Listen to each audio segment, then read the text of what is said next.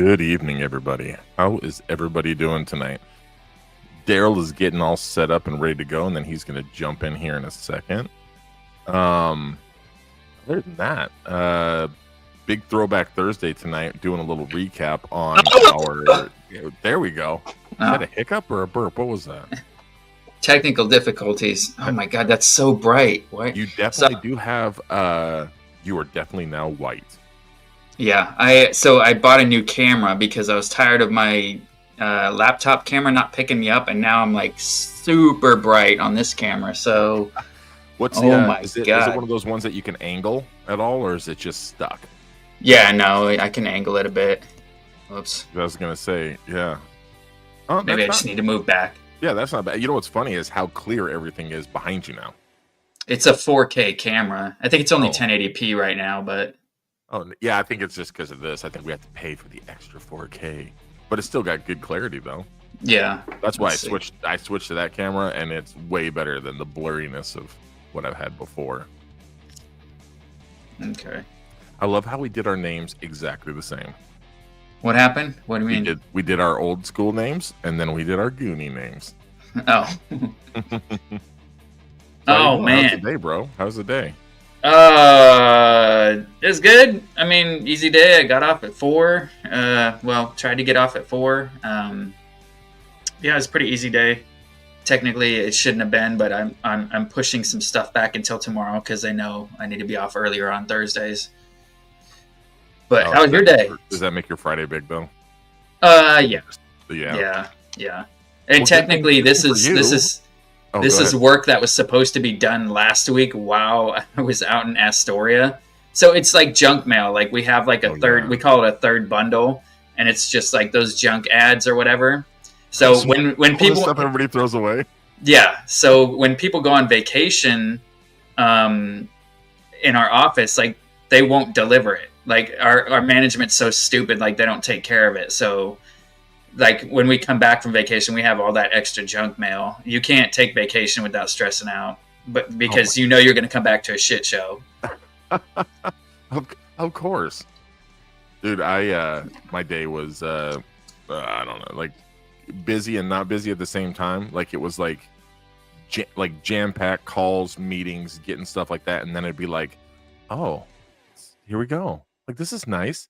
15 minutes later, it was like, hey, really quick, hey, blah, blah, blah. It was like, geez. It was like off and on like the whole day. Everybody that messaged me for work-wise had a problem. Anybody who messaged me throughout the day had a problem. Anybody who was going through something decided that they wanted to message me today too. So it was all at the same time, which is not a problem normally. Like I have no problem if my fellow people have issues and they message me. But when one of those people messages me and they're going through a divorce, and somebody else has their wife that just moved out of their house, and when they came back from a work retreat, their wife moved out. So I got two friends that are like that.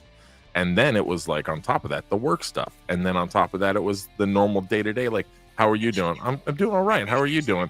Well, let me tell you this. And it's like, yeah. Oh, I can hear me. I turned, yeah, I know. I was logging into comments, so I reply. Yeah, I was lucky today. Usually when I need to get off earlier too, that's the day that everybody wants to talk about everything. You're like just trying to rush and get done, and people are like, hey, so I got this new toy that it's talking about BS I don't care about, and I'm just like, I'll go into certain places where I know they're going to talk a bunch, and I'll just instantly start sweating because I know they're going to be talking, and I'm like, I got to get the hell out of here, like, you know what I mean? Like I can't be rude to them and be like, look, I got to go. So I just sit there and listen until they shut up. But then at the same time, you have to almost be like to the point to where it'd be like, I would love to sit here and chat. But yeah, like yeah. I just noticed your little. I just noticed the Goonies little screen These are little stickers. These are some of the stickers that I put on my envelopes when I send them to people. Yeah. So these are some of the new ones. I print them off now with my my thermal printer, and so I had a couple sitting there. And I was like, let me see if I can cover this bottom part of this mic up. Yeah. Like closer to the top. Let me never do this again. Yeah, don't ever do that. I don't want to see that anymore. Never. Not anymore. Not after this weekend. Not anymore after this weekend. So So yeah, so how the hell you doing with the relapse of the like, you know, people talk about jet lag, but I think that leaving Astoria is a whole new kind of jet lag. That's a whole Oh, new. dude, I've just been daydreaming about that place and about a special person. You know what I'm saying? Like just nonstop. Like to the point, like it's also distracting where I'm like making errors while I'm at work, and I'm like, it's not anything big, but it'd be like, what did I just do? I'm like, oh, shit, and I like turn around and fix it or something. Like, yeah, it's been very distracting. And you know how hard that was. Like you caught me crying at the window that day I Oh had to no, no, leave. no. Like, I didn't catch you crying. I happened to miss our cry session by 10 minutes when I was doing it in the bedroom before I came out, I and you I were was really trying to hold myself together. I was like, he's gonna come out any minute. I got to get my shit together. Come on, man. And then I just started crying harder, and I was like, oh shit. after our weekend. So we had Rose City, right? So we met each other. You know, we were messaging before the 40th, and then we met each other at the 40th, and it was sort of like a Daryl, Dustin, Daryl, Dustin, like back and forth. And then it wasn't until Rose City where we actually had some more time to hang out, and I was supposed to come down and spend the night, and I couldn't do it. But then this trip to Astoria, man, I tell you, of course, when you're living with somebody for a few days, you know, you have an ability to either get annoyed with them or you're building more of a bond, right? And I think for us, it was like being a part of Bayman and Liz's world while we were down there, right? Helping them out as much as possible. Yeah. Doing the things that we wanted to do as well, which was pretty much just making sure everybody around us was happy, right? And then doing the filming and just palling around throughout that whole time. I had people messaging me then, what are you and Daryl doing? What are you and Daryl doing? And I'm like, man, we're just being Goonies. And we're just hanging out down here. We're just having fun. And everybody loved the fact that we were actually, you know, unlike Rose City, we were really posting a lot more and letting people be a part of it and stuff. And Shauna, it's not in the making. It was already made. Okay. Yeah. But no, it was seriously, man. Like you and I had like a lot of deeper conversations about things and where we're at and how we feel and stuff. And I made it a joke a couple times about people were like, why don't you just move down here? And every single time somebody said that, I said, you know, Daryl and I are going to move down here. We're going to get a castle or build one, and we're just going to be up on the top, right? A little compound. And anybody that wants to come into town, stay with us, right? And it is, man, it's surreal coming back, man. I feel lonely as hell. Like, you know, my kids are gone, and I'm working the job, and I'm doing everything, and man, I came back, and it was like, I don't feel like I'm supposed to be here. Like, I don't. This doesn't feel like home now. Like people are like, how come you don't set up some of your Goonie stuff? I'm like, man, I don't want to be here. Like I want to set it up in the place I'm gonna live, right? And this is just a temporary fix. Yeah. What's up, Keith? How you doing, bud? Jeremy, what is up, yo? Let's do a little roll call really quick while we're in here, you guys. If you guys had your own Goonie name based on your personality, what would that Goonie name be? Give me your Goonie, your own personal Goonie name, right? So, like, the first time I met Bayman and Sean Astin, the first thing they both says, like, you're a big Goonie. Like, a big, like, size-wise, right? Big Goonie, but also, you know, in who I am. And Daryl, how'd you get done with the Hollywood Goonie? I mean, you're Mr. Hollywood. So, I mean, I don't know. I think that's like just because I was going to Hollywood, like, every weekend. Like, right? Brad. Grumpy grandpa. Wait, and Brad, by the way, I'm not the one that actually, I know Brad teases me about that because I called him that, but I'm not the one who actually came up with it. I don't remember who came up with it, but I just repeated it. Grandpa? Yeah, I don't remember. I was talking to somebody and they were like, why does Brad never smile? Is he just a grumpy grandpa? And I'm like, yeah, and then I started calling Brad Grumpy Grandpa. Is it, now here's the thing, is it oh, by the way, I did add you to the stream, by the way. Your Facebook. Okay. Just wanted to double check and make sure.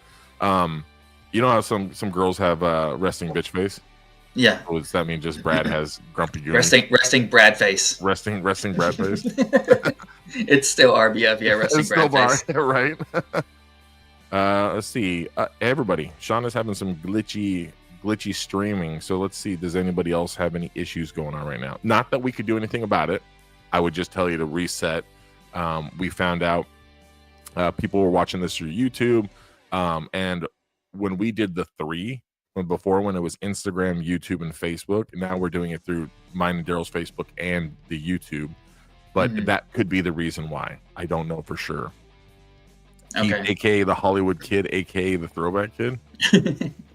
I like how he just totally just monopolied your names right there. I love it, Keith. All right, Keith. Well, looks like you and Daryl are gonna have to fist fight for it when we go to Vegas. you guys will arm wrestle it out. Let's see. I'd be the get off my lawn lady.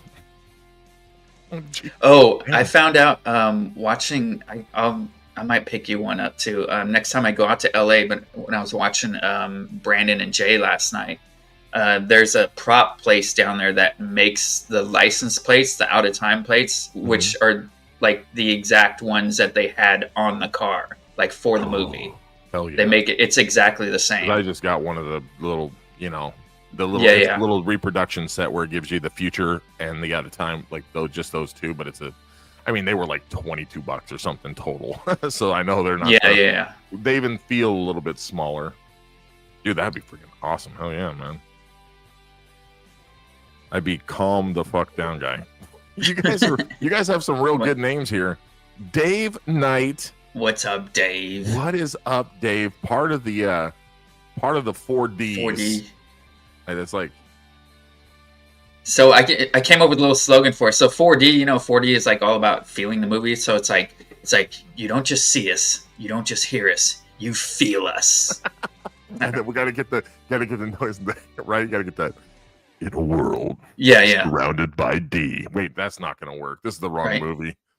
Yeah, Dave. I bought this shirt just to remind me of Dave. This is Dave's shirt. Because when I picture him in this shirt. So I bought it just to remind me of Dave. Oh, I have I think I have 3 pictures that's Dave the Goonie shirt right there. That's definitely My I think I have the most pictures with my Chester Copperpot hoodie because that's just my favorite hoodie that I like to wear.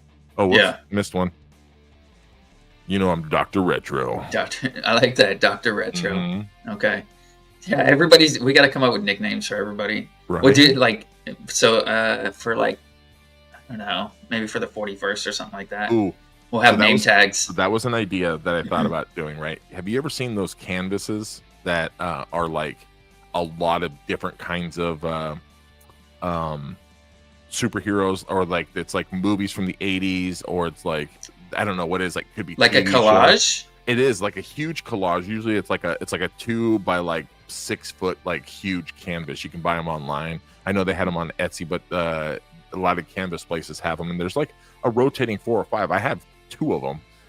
One of them it'll be like it's like the Millennium Falcon coming in from the side, and then it's got like other Star Wars type stuff. But then on the other side, it's like got Gremlins, and freaking Star Trek mixed in. Yeah. So I thought, how cool to get like a nice big panoramic of like Haystack, right? Nice sunset type of thing, right? And then do what we do with the AI stuff, but turn each individual person into their own like superhero Goonie, right? Like their own persona of what they look like into that kind of, and then you have some people flying, you could have Dallas. He's on the beach at the edge of a friggin' ship, right? And he's standing and stuff, and get a bunch of people, like just a huge group of Goonies and stuff. And it'd be fun to be able to put that together and do like posters, right?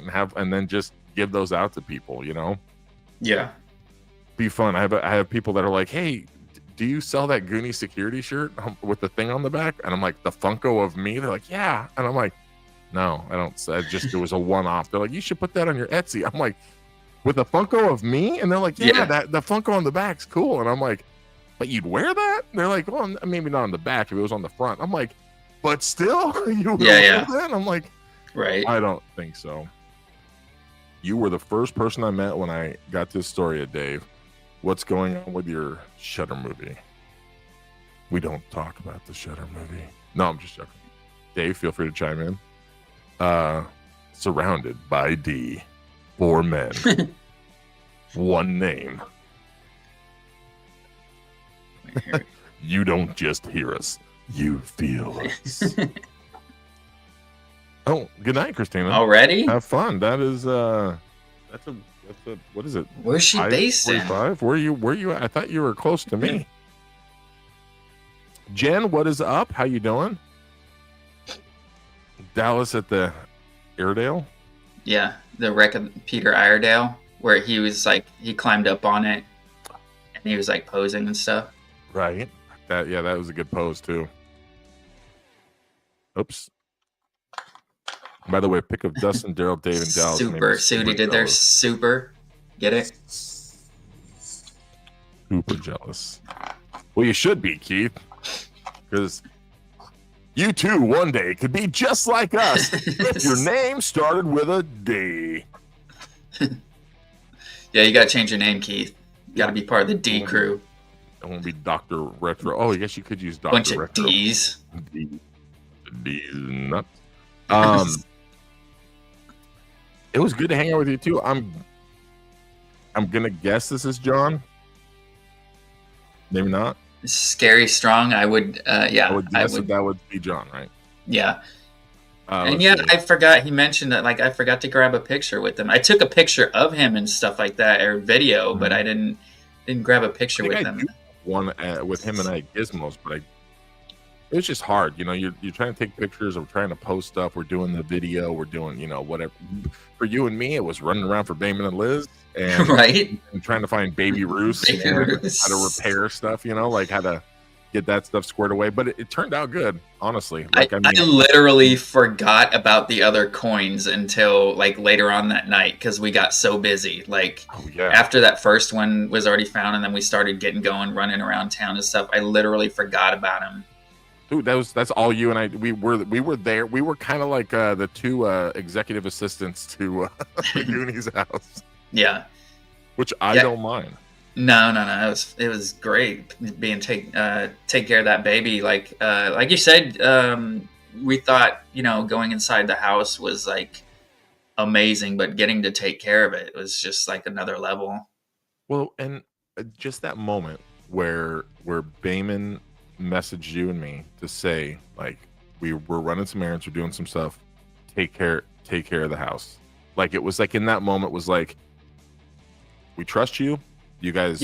We know you guys are here for us to help out and go up there and do your thing, right? And of course, what do Daryl and I do? We set up a canopy with a table. It's like our little home where it was like, here we go. That was money. He was so impressed by that. He was just like blown away. He was like, "Oh my god, this is so great." Well, I'm glad that it ended up working out because my buddy who borrowed the canopy didn't put the top back in it, and so that could have been a really bad. I mean, with how much it was raining, that could have been even worse. Wyatt, I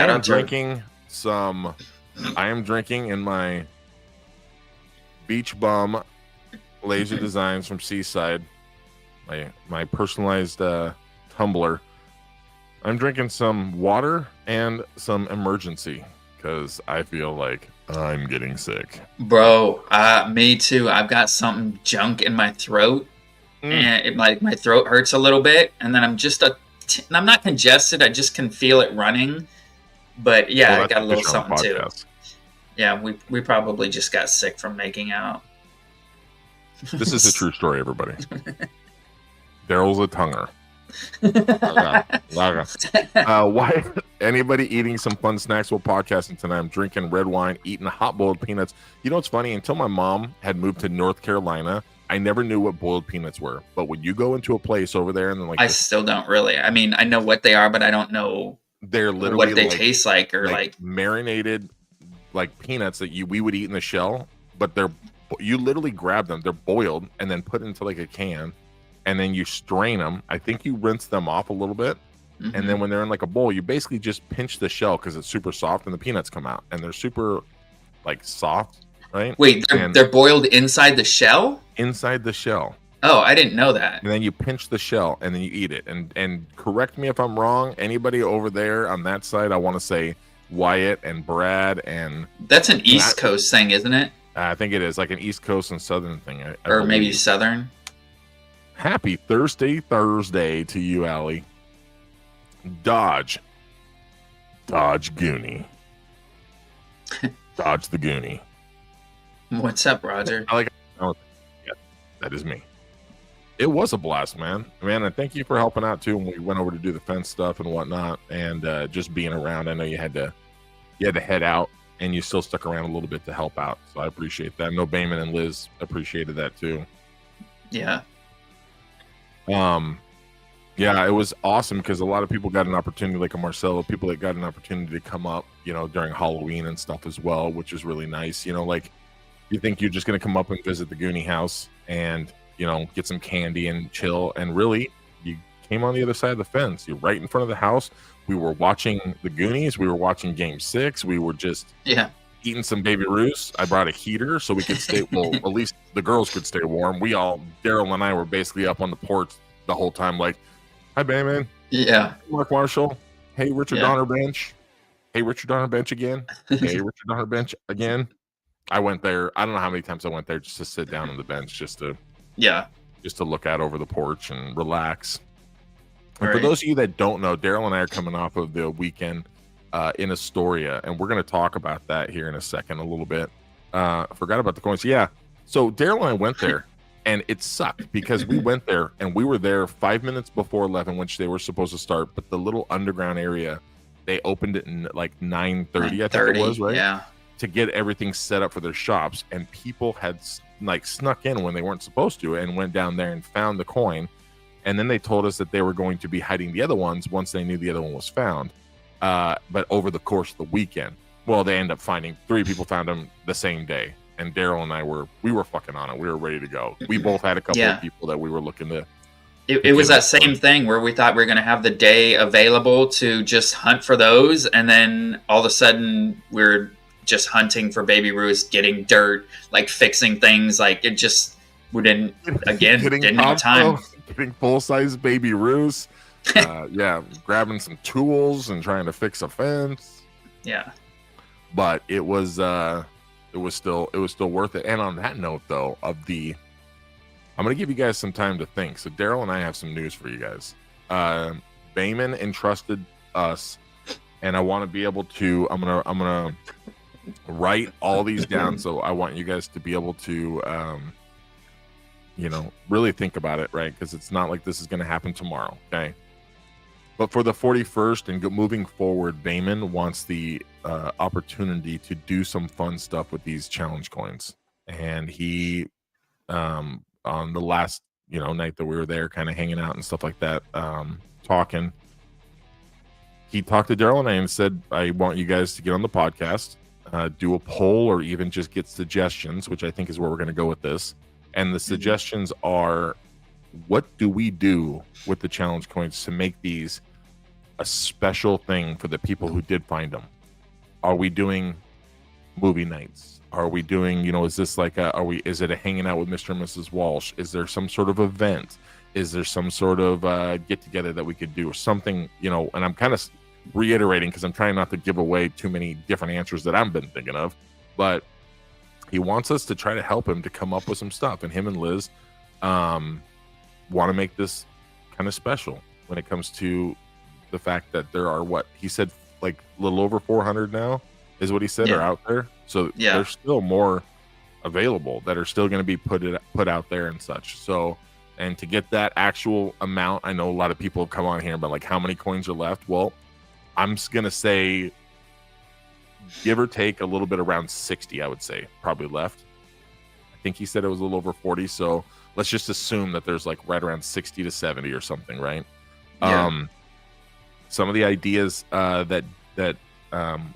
threw around this idea of setting up a bunch of chairs, and the people that can make it into town during this time, right? So like if you happen to be able to get there within like a month, maybe Bayman will throw it out there and say, this is what we're going to do at this time. And it could be like a movie at the house. Set up a projector, eat some popcorn, have some snacks, and watch the Goonies with each other, right?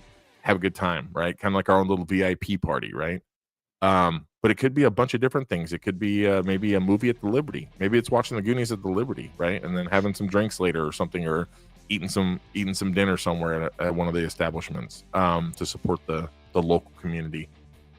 But whatever ideas you guys can come up with, Yeah, if there's something you would like to do, like, exclusive merch, something, anything. Like there's a lot of possibilities, but we'll take like a poll and see what everybody wants to do, you know, to get a better idea of where people's minds are at and like what they would want to do. I mean, we have plenty of ideas, but I'm sure the more we come up with, like Bayman and Liz are going to be like, out of everybody's, here's 5, right? And then we'll do a poll on the podcast, and then we'll see. We'll go. Let's take a poll, and it won't just be the podcast. It'll be a post. And we can keep like a poll on Facebook, because we can keep that going, right? And you can, like, people can then send the link. What do you think? What do you think? And see what people want to do with this, because everybody's going to have their crazy ideas when it comes to the house coin. And for those that haven't found one yet, there's more opportunities, and that's straight from the horse's mouth. Not to call Bayman a horse, but he is the horse, and of course. Let's see. Where do we leave off? Way back. It was like, that's what I was just doing. I was just scrolling. Looking back, there it is. Oh, forgot about the coins. Yep. Yeah, that's where let's see. All of your pictures looked awesome. Kind of jealous that I didn't come. You know what? You know what's funny is Daryl will never make this mistake again. But I'll tell you this: if Daryl and I invite you guys somewhere, fucking go. Yeah. Because I tell you what, the last 2 times I told people to either show up or not do something and do this thing, amazing. I mean, amazing things are happening, right? And so I think that it's sort of like just taking that opportunity in that moment, right? And if you can make it work, and you guys want to go to Astoria, man, not to boast us a little bit here, but you couldn't find 2 better people than myself and Daryl to hang out with. We know a lot of people around town. Yeah. Right? We know the owners of the Goonies house, right? You're going to get a little bit of special treatment, not too much, right? But at the same time, like, we're kind. We're going to walk you through everything. I have people that are like, "Can I go there with you?" Yes. I don't know when. Like, it's hard to just randomly take a trip, right? But when you go with us, you're going to go down. You're going to see some history of Astoria. You're going to meet the people of Astoria, right? You're going to get an opportunity to hang out with other people that you maybe only see on the podcast and stuff too. So, Allie, next time, don't say no. It was like the opposite of DARE. Drug abuse resistance. Just say no to drugs. Just say yes to the Goonies. Yeah. We are far back. You said nuts. Leave it to Allie. Chick-fil-A chocolate chip cookie. I didn't know they had chocolate chip cookie. I've only eaten a Chick-fil-A one time, and it was the worst sandwich I've ever had. Really? It was tasty. It was okay chicken, but I don't know what it was. And then I had a bite of somebody else's one time, and they just got it, and it was kind of like lukewarm, and I was like, not impressed yet. I will give it 10 times, right, over the years, but it was just, I was like, I like their sandwiches. I think they're like super super fresh and like juicy. I don't know. They were my go-to at a little. Okay, so you guys, how long? You guys have had them down there for quite a bit, right? Like Chick-fil-A. Yeah. Yeah. Okay. Yeah. So it's not a new thing to Washington, but like, oh, okay. We only have a handful, I think, in certain places. Gotcha. Having an IPA, and Brandon is grilling dinner. I haven't taken my pain pills for 24 hours. Day 3 post-operation, so I figured beer is gentler on the liver than painkillers. True. Depends on how much beer you're having, though. Yeah. Or depends on how big your painkillers are. Right. Aged boiled peanuts are dank, and I know that dank means good. Figured that out the other day. I'd try it. Boiled peanuts. I'd buy that for $1. Oh, I've heard that too. Some people hate them. I've heard mixed reviews, good and bad. Boiled nuts are so good, but not marinated. See, that's what I don't get. Boiled peanuts, but not marinated. So they're boiled. So, but they technically, if you're boiled and then they're left in those fucking weird ass little juices. Oh, Data, what you doing? You're trying to get away. Then they would be marinated because they sit in those freaking cans and whatever little Cajun juices or fucking barbecue juices or honey mustard juices, whatever that shit is. By the way, can you see back here? Did you see my post? My Legos came in. Now, when am I going to have time to put that together? According to Emily, it took her like 7.5 hours. I don't know when the hell I'm going to put it together. You know what? I got an idea. Hopefully, I'll have it together by the 41st. I got an idea.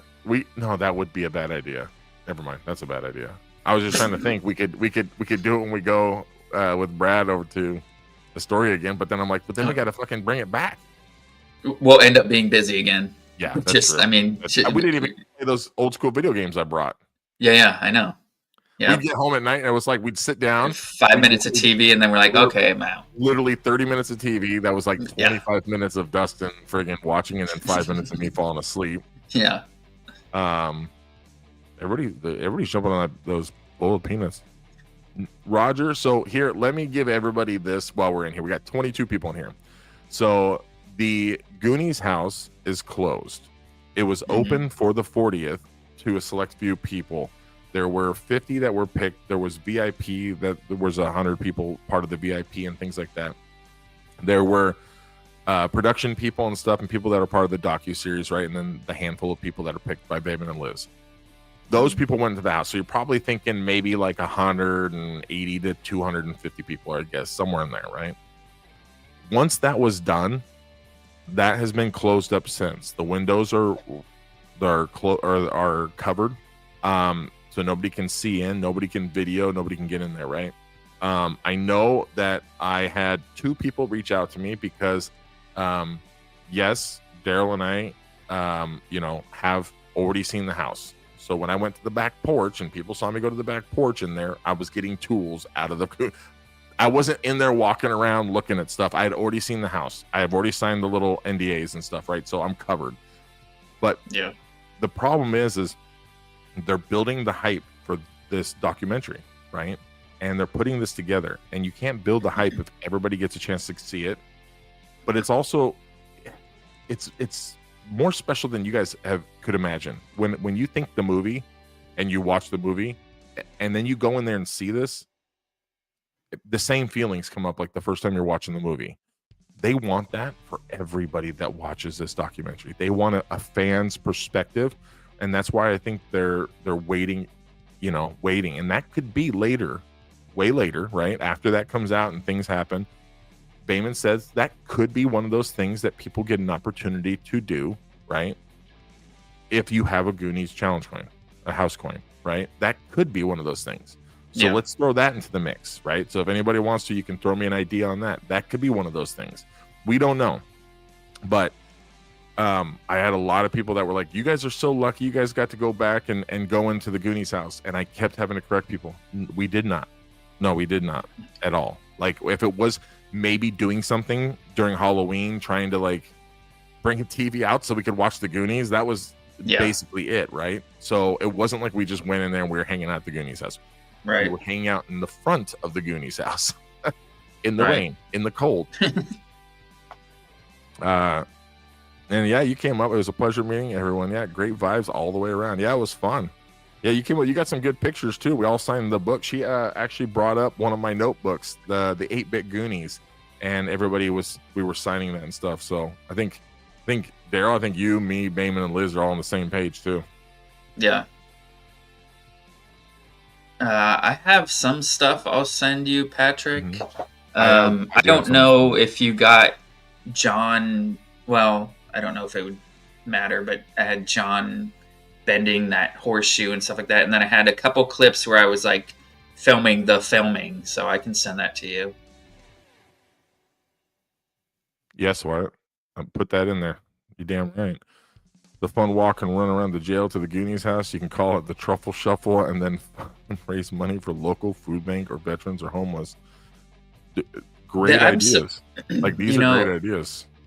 Yeah, a lot of people wanted to do that 5K again, so maybe that's something we can throw out for the 41st. I don't know what it entailed. I hadn't looked at it, but that was when did that happen? Like the 30th or something like that? I think it was the 25th, if I remember. But was it 25th? It could have been the 30th, though. It could have been both. Actually, I'm just trying to think back of the pictures that everybody was sending me for Mike, for like all the older events and stuff. And I thought it was the 25th. Might have been. Yeah. Let's see. How about help more people get coins? House coin, not to be afforded, but I would love it if a house coins were available to get you and meet and greet with Bayman and Liz and maybe a tour inside the house. See, again, that is another one of those things to where like if they're in town and you have a coin, and meet and greet isn't as hard. I think no. If they're in town and you're you go up to the house and they're there. I mean, there's a way to meet them, right? And they're not like uppity people who are like sitting in their high horse up at the top of the attic and they're like, hello, all my peasantly Goonies, right? Like, it's not like that. And some people, when they met them, they're like, they're so down to earth. I'm like, Damon and Liz are just great humans, like, period. Like, they're thoughtful, they're amazing, they're easy to talk to, right? They make you feel very welcome when you come up to the Goonies house and stuff. They're not anything that you would expect, or I guess the expectation of that. Dinner, drinks, movie sounds like an idea, right? I thought that was kind of a good one, right? Would it be, even if it was just a picnic in the front, right? You're just hanging out, you bring some food and some drinks, and you just walk up with your chair, just hang out. If you can't find a chair, bring a towel, sit on the ground. I don't know. That would be one of those things we'd have to rent some chairs or something to bring them up there. Yeah. Have somebody drop them off. The Liberty, yeah. I feel like only a few pieces would fit in the house or on the property. Well, they had 100 people up there for the VIP, but that was up and around the house and stuff. But I think up in the front, if you had some chairs and you were sitting in the front on the top part, you could just project it right there next to the house, be watching the Goonies. People could still come up and take their pictures. But I wouldn't imagine you're not going to get that many people, though. That's just the thing. It's very special. So even if we're doing a movie for people with the Goonies house coin, you're still looking at probably maybe 20, 25 people that are going to be there with a house coin at the same time to do that. That's why we need multiple ideas. Make food while watching the movies. Make food while watching the movies? What? Scam, most likely. Get off my phone. Marcelo, what's up, Marcelo? Boondocks Ecto 1. That was so cool. A lot of good pictures with that. And thank you for sending me some of those pictures, brother. I just want to find a damn coin. Whitney is going to have every 5th message on here is going to be her wanting to find a coin, I bet you. Let me see if I can scroll. Oh, so did you see, if you guys haven't seen, Bayman posted that there are still coins out there, and then his hint was ye intruders beware. So I was trying to think about that today. Death, soaked with blood of the but what around Astoria would be ye intruders beware?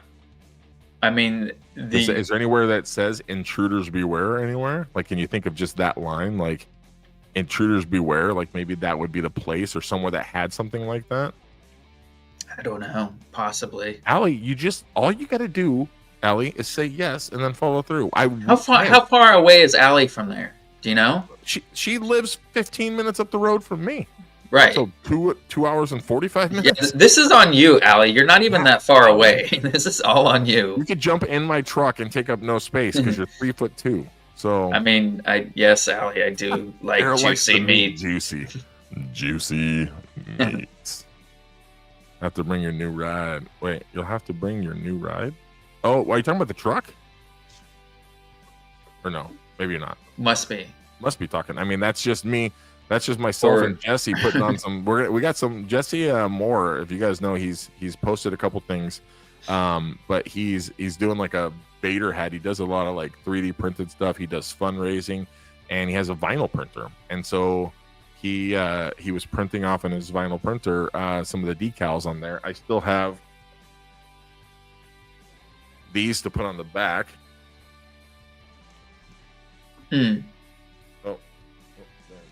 There you go.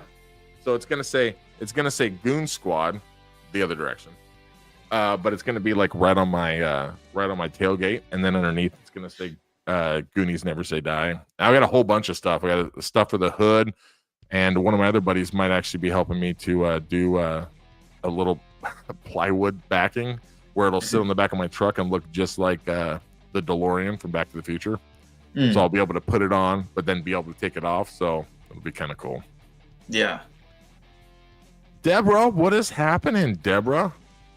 Deborah had her and her husband Jeff are two of my friggin' most dear friends, and they had this something that they said was right up my alley. They have this treasure chest that they're gonna give me, and I'm gonna go pick it up from this week and see him. He's in town from work and stuff, but it is the coolest. I cannot wait to show it on the show. It is the coolest friggin' looking treasure chest. Slaving away painting. Junior, I know Junior. He sent me some stuff, and man, whoever did the mail hated me because out of the like the chunk pieces, like the chunk one, but like all the other people, 4 of them, like Brand's foot is broke off at the calf, like Chunk's leg is broke in half. Like it literally was. It's almost like somebody like hit it like in the middle of it, like not like dropped it because he bubble wrapped it and stuff. So like it just sucks. So he showed me some stuff to get like this glue. So I'm gonna see if I can glue it and piece it together. But I'm telling you guys, if you haven't seen it, oh god, if you haven't seen it, this is what Junior's talking about painting. Okay, so here's one of them, right? This is Chunk, and he just does an amazing job. The painting's so crazy, dude. It blows my mind. Look at that, Daryl. Does that look familiar to you? Oh, just joking. So let's see. We got to get through some of these. Let's see. What do we got? Yeah. Yes. Break it in. What is up, Javier? We met Javier. He came to visit with us, but then had to leave. But he was there for I feel hella bad because I didn't recognize Javier at first, and he was like ready to come in for a hug, and then he stopped for, I don't know what he's like, gonna grab my hand or like something, and I just stared at him with a blank. Oh my god! Save Chunk! My goodness. And I didn't recognize him at first. I break. Holy god, dude! Oh, I did. I went to put the sauce up there and I broke his knife. What? It's on the ground behind me. Good thing I'm getting some glue coming in. That's just my luck. If it wasn't 4 that broke on the transport, it's me breaking my own apparently. No, I got that glue stuff coming though, so I'll be able to do that. But yeah, sorry, go ahead. I interrupted. No, I felt hella bad because I didn't recognize Javier at first, and he kind of lurched at me, and then I was probably giving him like a blank stare, and then he stopped, and then he like kind of backed up, and then I realized after I was like, oh shit, that's Javier. I felt hella bad. Well, that's hard too because I had messaged with him, and then we went and did the underground. Right. Yeah, I didn't know he was coming. I had no idea. I had messaged him, and then I had met up with him another time when I went down there to go look for a bunch of coins and stuff. They came down there as well. Yeah. Him and Javier, you have to forgive me. Is Tatiana girlfriend or wife? Was it Tatiana? Yeah, Tatiana's girlfriend or wife? I thought wife. Maybe I was wrong. But they came down, and it was awesome to get a chance to see them. And then he came down again. I was like, hell yeah. And then he was gone. And then I left to go help. Didn't I leave to go help? The fence fell over. The fence fell over. Yeah. Unboxing of the Goonies Lego sets. I have to wait till Christmas because my daughter is getting it for me. That's still awesome, though. Hey, you know what? Daryl and I probably won't even be, either getting it or putting it together until about Christmas time. Anyway, yeah. So right. Maybe we'll do a podcast where we're just sitting here just figuring it out while we're just talking or something. People were like, are you and Daryl going to do a podcast when you guys are putting it together? And I'm like, does that sound fun? And if 10 people, if 10 people plus haven't messaged me to go, are you guys going to do a live podcast putting together the Lego set? Like, I did not think that this was a thing. And people were like, they're like, no, that'd be so awesome. And I go, sure, I guess. I don't know. Like, what else am I going to do? I could be on the podcast with Daryl with just putting it together. Like, look at this. I'd be like, you know what? That's a great idea. I'll be like, what color is this? And somebody tells me, I'm like, thank you. Oh, there you go. Yeah, yeah. I forgot all about that. Some people were like talking about the colors and stuff in one of our groups, and I did one where it was the entire ship, and I did the whole thing together in black and white and how I see in grayscale, and it was like, oh my god, like really, like. But my daughter said she'd help me out a little bit too. Yeah, exactly. I made into the house. Now Junior's just showing off. Shout out to Emily for 7.5 hours on the Lego set. I'm going to try to beat that tonight. Currently at 4 hours and about to start book 2. Holy shit. Is there, how many books is there are a there? record for the longest? Oh, what? I got that one. Here's what I found. I wasn't talking. I didn't say anything to you, Siri. Shut the hell up. Damn, Siri. Trying to butt in. She's trying to be on the podcast. How long ago was this? 6:03. Oh my gosh, we are. He's long gone. He's long gone. You know what? Hey, Bayman, if you're still in here, I'd be surprised. But if you're still in here, please say hi again. Let me scroll down. Oh, my dear gosh. Nope. Oh, he was down there a little bit further. Okay, let me go back up. We're gonna jam through some of this, you guys. I didn't realize how many people we have. Almost 30 people in here. So, yep, you're late, Trace. Yep, F you. What up, Bayman? Yep, exactly. He beat us to it. Oh, everybody beat us to it. Hey, Bayman. Bayman, how goes it, sir? You were fashionably late. Hey, you guys. What's up, Tyra? I've seen it. Hey, Roger Dodge. Hey, Monica, how you doing? Desiree, how you doing? Hello. Hola. Marcelo, here's a thought. There are other nice places around Astoria that we can also go to, including going to the beach, and so a bonfire if there's extra time. Oh yeah. I mean, that's just the thing, though, is the bonfire is the main thing for the Thursday night when everybody comes in. Yeah. As well as there are a couple other little events and stuff that kind of go on, but I mean, for me, going to play Fascination, there's like 40 friggin' seats in Seaside to play Fascination. If you don't know what that is, Google it, because it's an amazing game. Hallie, how are you doing? Thanks, Daryl. That's for the pictures, I think. Yeah. Having a bonfire would be awesome. Yeah, we had one on the beach. Here's the other thing. I think that if everybody were to try to bring like a bundle of wood, it would be a lot better to do that in the driftwood like we had last time and stuff. I think it would be better because it was cold, and I think a lot of people bounced. But once that fire got going, I thought it would have been really cool to stick around a little bit longer. What is up, David Ray? How you doing, bud?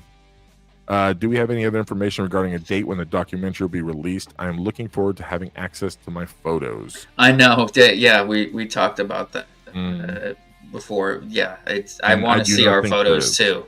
Yeah, we don't have it. There's no info at all. At the 30th, I think that was the 5K. 5K, yeah. Doing pretty good for the most part. Let's see. All my Goonies. The 5K Cannon Beach was on the 30th. Okay, perfect. You're right, Daryl. You're right.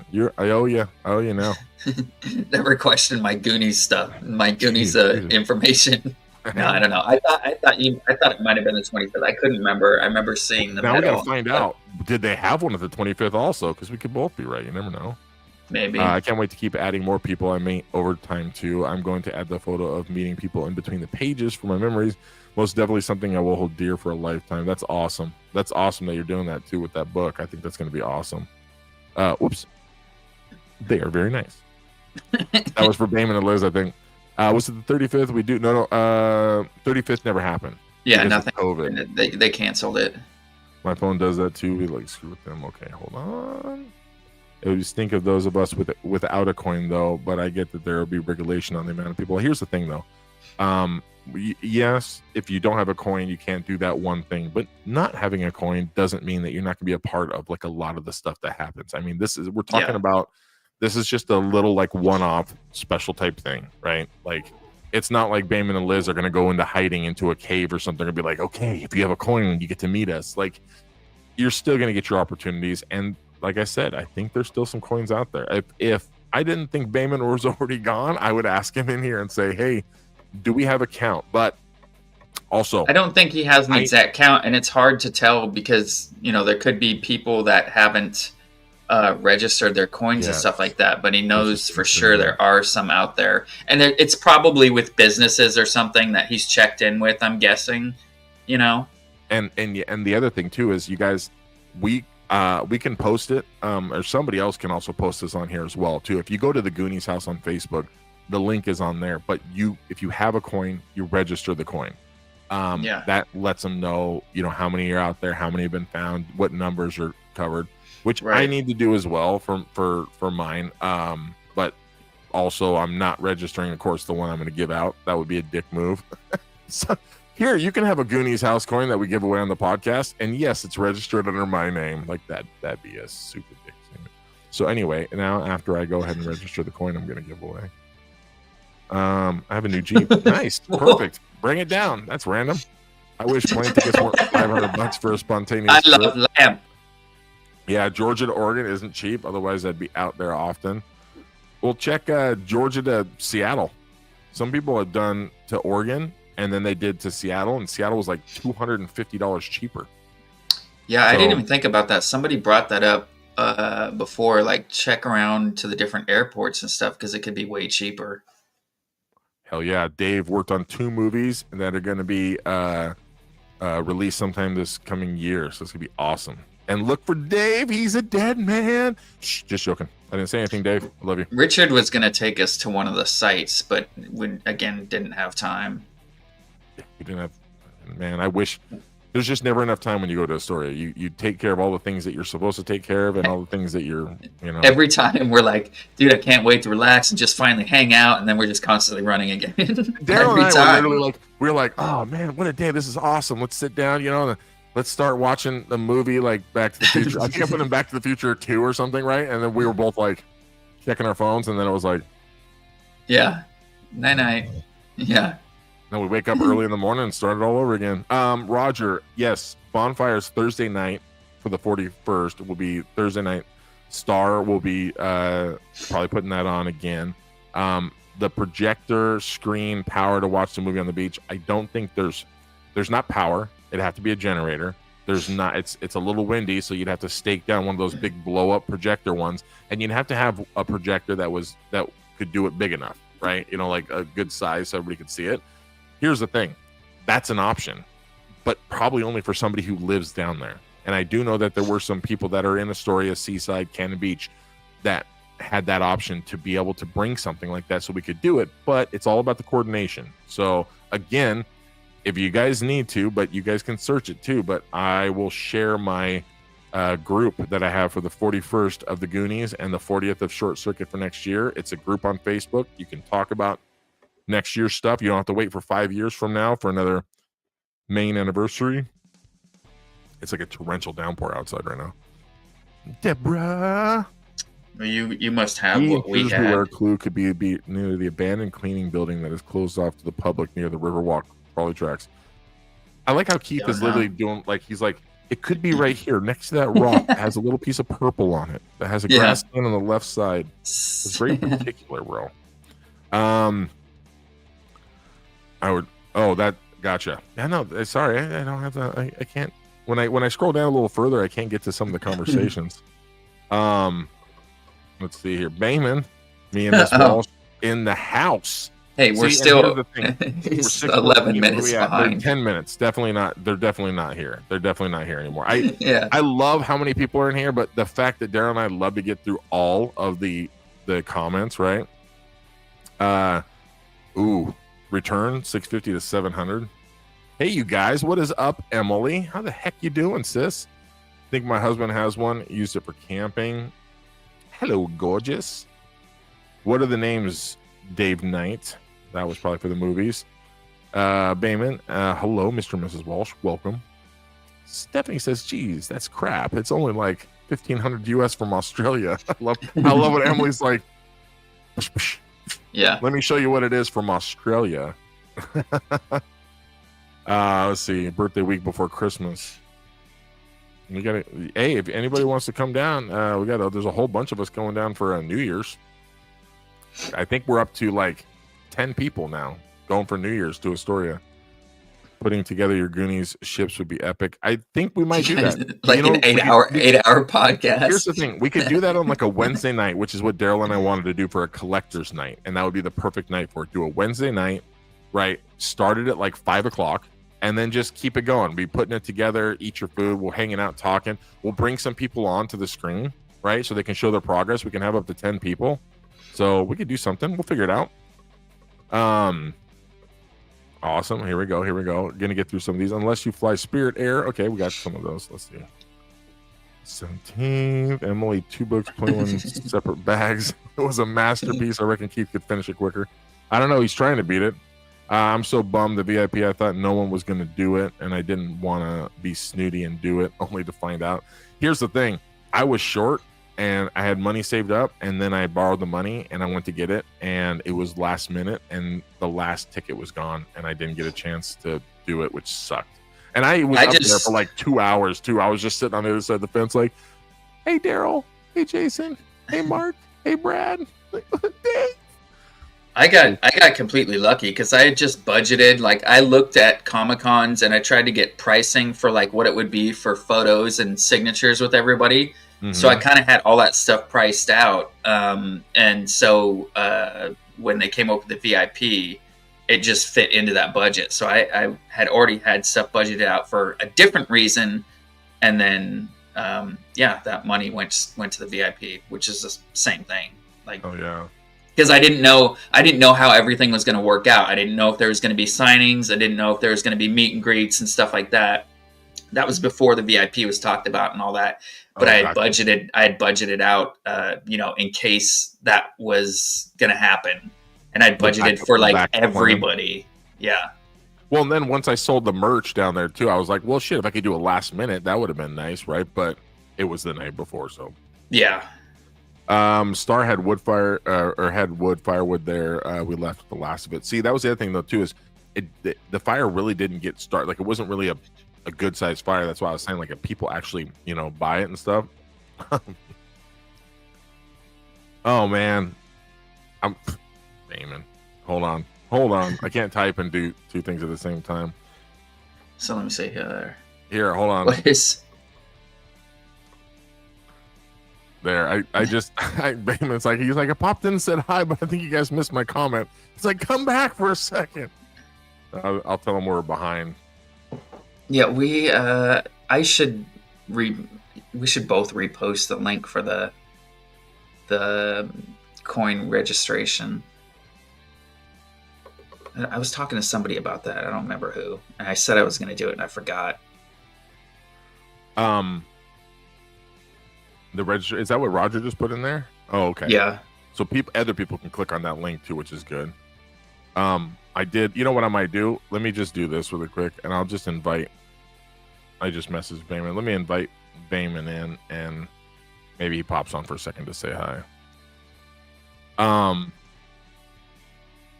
Did they ever find anything out about the stolen coins in the 40th? Huh? I don't know. Anything out about stolen coins of the 40th? Oh, I thought that, yeah, wasn't that something that somebody had stole a couple of coins or something because they put the bag down or something? Maybe. I don't know. Maybe I don't. I know I had my coin stolen by potentially one of the YouTubers or something. Your house coin? Yeah, my VIP coin. I didn't. So I don't know where I was when they handed them out. I think I was in the house or I was talking to somebody, and then I went and somebody like showed me their coin or something, and I was like, "Where'd you get that?" And they're like, "They handed them out a little while ago," and I was like, "Oh, well, I didn't get mine." So I went and approached Mac, and I was like, "Hey, I didn't get my coin." And he's like, I don't have any more. And I'm like, "What do you mean?" He's like, "I gave them all out." And I was like, "Well, I didn't get mine." And he's like, "Oh." He's like, "Well," he was like, "There's one guy that was kind of shady, and I didn't know if he really deserved one or not." And no, because those were the guys that they came in after. Yeah. They didn't come in during the VIP. They weren't supposed to. So somebody snatched my coin that wasn't supposed to, but then Mac, like, I had to hook up with Mac later on, a couple days later, and pick it up at his office. So I ended up I got it, but it still was. That still sucks though. Do you remember the number? Always find out who did it if they register it. Oh no, I don't. I have no idea. I don't think they were really paying attention to the numbers and who they were handing them to. Monica, the difference between the coins given or bought on eBay is something different between the coins. So I don't know about eBay. I know that there's coins. There's all kinds of challenge coins that are out there. I was selling 2 coins at the market for the 40th anniversary, Sloth and Chunk, and then a commemorative one for the jail and One-Eyed Willie. Bayman had got one of my coins many years ago, not many years ago, 2 years ago. But when he bought the house, I sent him a coin to say thank you for being a Goonie and buying the house and, keeping it in the family, essentially, right? And he used that coin and made a Goonies house coin out of the idea to be able to give out and have them marked. So the coins now that are hidden all over Astoria in different places, you can find them, and when you find one of those coins, you can register. There's only 500, and it basically gives you like a raffle ticket or a lotto ticket. Basically, you can be a part of special events and such. So really cool. Let's see. It's cheaper to buy huge. Okay, still talking about the flights. Fort Stevens State Park, so you would need to pay to park if the bonfire is there. Wait, Fort Stevens. Where are we talking about now? Let's see. Fort Stevens. Let's see. I need to order some coins from your Etsy. Yes, you do, sir. What about doing the movie at one of the local breweries? That could be another thing too. I mean, there's a field there, I think, or something like that. That would be kind of a cool thing to do, where you just put up a big projector and do a little movie in a field. People can bring blankets and chairs, and we can just kind of hang out. Let's see. I really want to meet more cool people, down to earth people. Hopefully, I get more chances. Yeah, I think you live in Astoria. I think you'll get plenty of chances. Only. I don't know what that one was for. Why had Dave Knight Sweet been telling my horror friends everywhere excited to see them? I know. I can't wait for those to come out. Yeah. It's all about the credit card. Buy now, cry later. Right. Brent, what is up, brother? How you doing, my man? How you doing? It was nice having Brent on the other night and stuff like that. So we'll have to get him in here again for one of our little group sessions or something too. Also, you guys, just a heads up, tomorrow night, if Daryl gets off work before midnight, he usually jumps in, but we don't know. There's high hopes for that sometimes, and there's not high hopes for that. But tomorrow night, the Murph Diggler and myself are doing a little no fucking filter Friday, and the topic of the night is horror dating stories from the past, the present, during, whatever the worst ones, the worst experiences, the dating, whatever it is. And what we're going to do is we're going to have people that are going to come on to the show and tell their horror dating story, and then we're going to boot you off, and then we're going to talk about you, and we're going to talk about that situation. We'll have you go into the chat again, and then you can comment back and forth with us as we're talking about your experience, and then we're going to tell our own, because Murph has a couple of doozies, and that's going to be awesome. It's going to be so fun. I have so many doozies. So I did a dating. I was trying to think. I don't think I have any. Oh really? Like horrible dating experiences? No, I told you I don't date. Like, I choose very carefully. When I go or someone comes after me, whatever. Like, I don't really date. Like, I come after you, bro. I was coming after you at the house. I was in Daryl's bed. Daryl's like, what are you doing? I'm like, I felt some hot breath on my neck at one point. I wasn't quite sure, but that was still me, and I was still the small spoon at that time, which is awkward because that's how tall I am. Daryl's like, how are you behind me and in front of me at the same time? But yeah, I don't think I have any. There's no, I don't really. Yeah, I never wanted to go on like dates. I didn't want to go do activities. Like me, I always just wanted to meet. I want to meet women. Like, I want to meet them first. Like, I can't like, it's hard for, like, I get it. You can be messaging back and forth and sending pictures, and you're like, you're talking, you talk on the phone. Everything's awesome. But like, I get to those points, and then I meet somebody in person. They could be amazing, and I meet them in person, and I'm just like, the vibe is 100% gone, right? Like, I'm just like, I'm not feeling this, right? So then it's like, well, fuck, I just wasted 3 weeks of my time sitting here chatting with this one person, right? But then again, lately, that has not been my focus, has been to, want to, like, I'm not going to center all my energy on just one person right now and be like, let's do this. Like, it's like, build the friendships, I want to be in a relationship with somebody that I'm best friends with. To do that, you got to meet them, you got to start talking, you got to, hang out and stuff, and it'll happen. I know that there's a lot of people trying to set me up since we started the podcast, and I'm just like, please don't set me up. Like, I get that, your daughter or your aunt or your mom or whoever is trying to hook me up. Dude, yeah, I had somebody try to hook me up with their mom. I was like, oh my God. I was like, how old do you think I am? And they're like, well, you're older than me. And I'm like, yeah, but I mean, they're 19. But then their mom was still younger than me. And I'm like, okay, I guess I am 46. So my son's 17. So I didn't think about it that way. Yeah. Let's see. The two movies are The Cycle and The Swallow. The Cycle is Dave Knight. It's a horror movie for both of them, right? The Swallow, The Cycle. They're both. The Swallow is a porn. Oh, that's right. That's right. Daryl is actually the lead character in that. I'm the secondary. Wait, Can you guess which is which? Jessica, what is up? Hey there, fellers. Hey there, fellers. Patrick, I was stoked when my wife and I found the house coin at Judas. Then you gave me yours. I did give Patrick one of mine. I'm not sure. I think the house coin's a little bit better. I don't think I knew Patrick found one. Yeah, it was more recent, I think. Right? Was it? Patrick? Wasn't that Patrick? Remind me. Was that when I came down when we went to Richard's house with the group? I think that might have been the same weekend with Kelly. Or at least just before. I don't think it was before that. I keep my eyes for them. Just watched one called The Host recently, which wasn't too bad.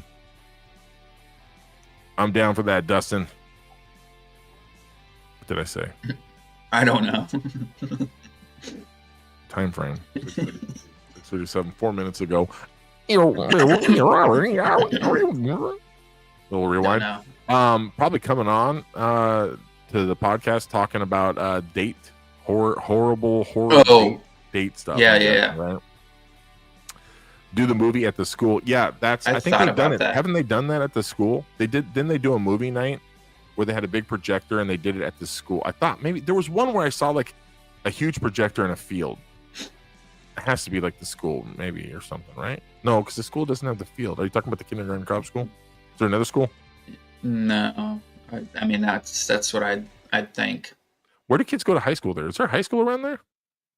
Good question. I bet you they just go to elementary school and then Schwarzenegger comes in and goes, "It's not a tumor," and you're like, "I'm out." I don't know. Horror dating stories. You know what? Some of them probably are. It did kind of sound like that. Yeah. Horror. I don't speak so well. With 2 R's. Yeah, but it could be a horror. It could be a horror. You fucking horror dating story. Right? You got a date for when any of the raffle. My brain went from the horror dating stories, so I was like, a date? Do I have a date for what? Yeah. When any of the raffles are. A date? No. So here's the thing. I threw this out here. Are you talking about for like the merch and stuff, Roger? Because it's been a couple of weeks since we've done anything for like trivia, but I think next week we're going to be doing some trivia because we're going to be doing feature Throwback Thursday for Back to the Future. For the 40th of Back to the Future, Daryl's going to give us all those amazing pictures that we're going to be envious of for being down there. I think is going to be awesome. And then Daryl, you gonna give us some facts, bro? Yeah. Be good. Yeah. I like how Daryl just goes, yeah. Like, what the fuck, bro? Like, of course. I'm over here like, I don't understand what's going on. No, I think the raffles for like giving away items went null and void when everybody realized that they would have to use some of their points for that instead of the Goonies house coin. And then when I told people to reach out to me if they wanted to throw their name in the hat to win some stuff, which is actually probably $100 worth of shit, free shipping and stuff like that, nobody messaged me. So I was like, okay. So, I mean, there's still an opportunity to be able to do that. Dating trauma bonds or just lame dates. No, I mean, not like you're dating somebody for a long time. I'm talking like you went on like a first date. Like you went on a date with somebody. Let's do this. The first 2 or 3 dates and it was horrible. That kind of date. Not that you were in a relationship with them, because everybody that you're not in a relationship with would then be a fucking a traumatic. Like you went on a date and all of a sudden you got the runs and you shit your pants and had to leave, stuff like that. That happened. I had to take my underwear off and throw it in the garbage. It was just joking. It never happened. I did have to shit really bad, and I actually told her.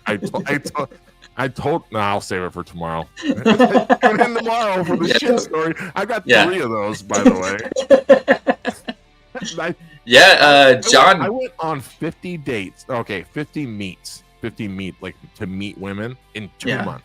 No, like 9 weeks. So like 2 months and a week-ish, right? Yeah. A little over 2 months. But that was 50. I did there was 4 girls I met on the same Saturday.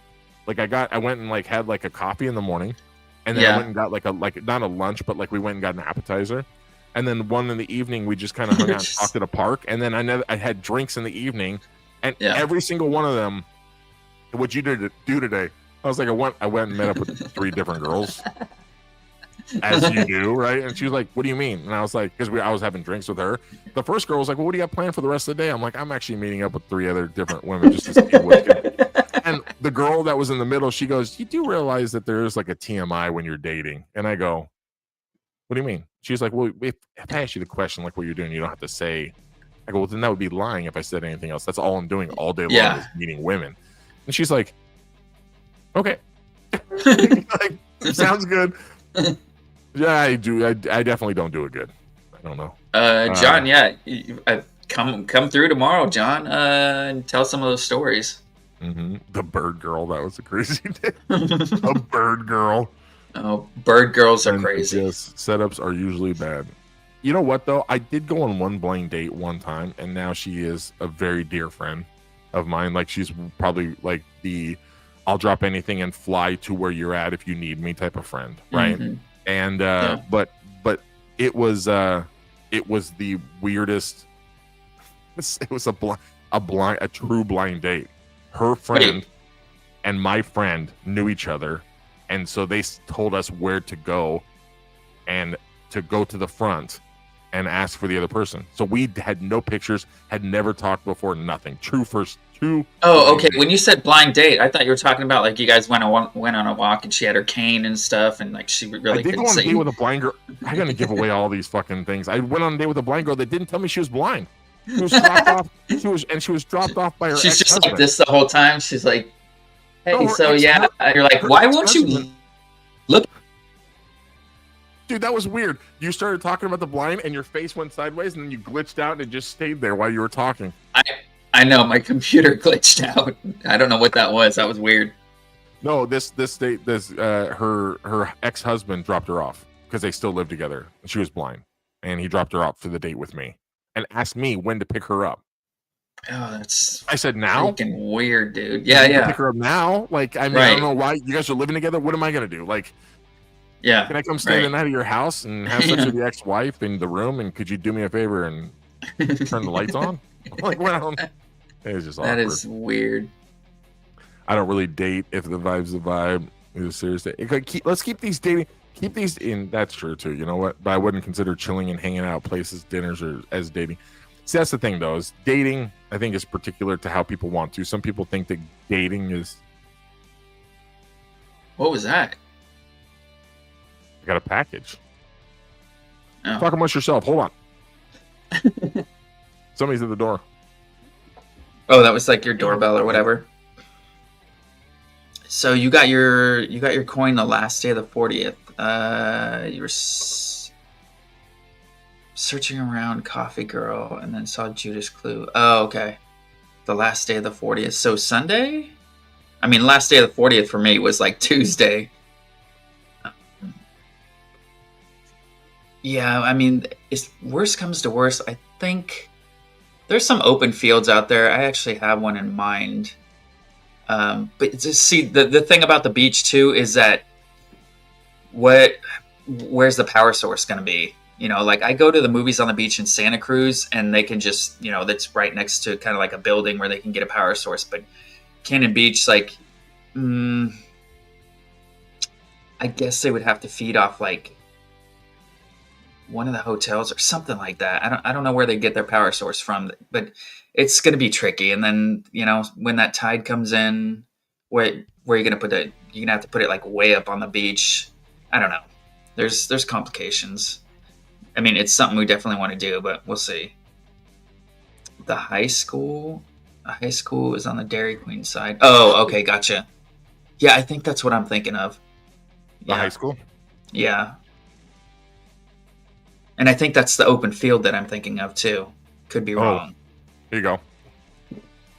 Yeah, I figured when you said you saw like pictures of the blow up screen and stuff, I figured it was at Warren Field. Yeah. Okay, so that's good. And see, that's another thing too, is I think having it set up for that weekend to be able to do certain things. Like I think a movie, because they're relatively shorter, but having a movie night like that, right, where everybody's hanging out in the field and doing stuff, and you do one night you do Goonies, another night you do Short Circuit. Yeah. You know what I'm saying? Yeah. Well, I'll get with Zay about that. I need to get with her and talk to her about some other stuff too. See if she wants me. I was gonna make some like short circuit songs and stuff like that, and then send her or see if she got all my footage and stuff like that.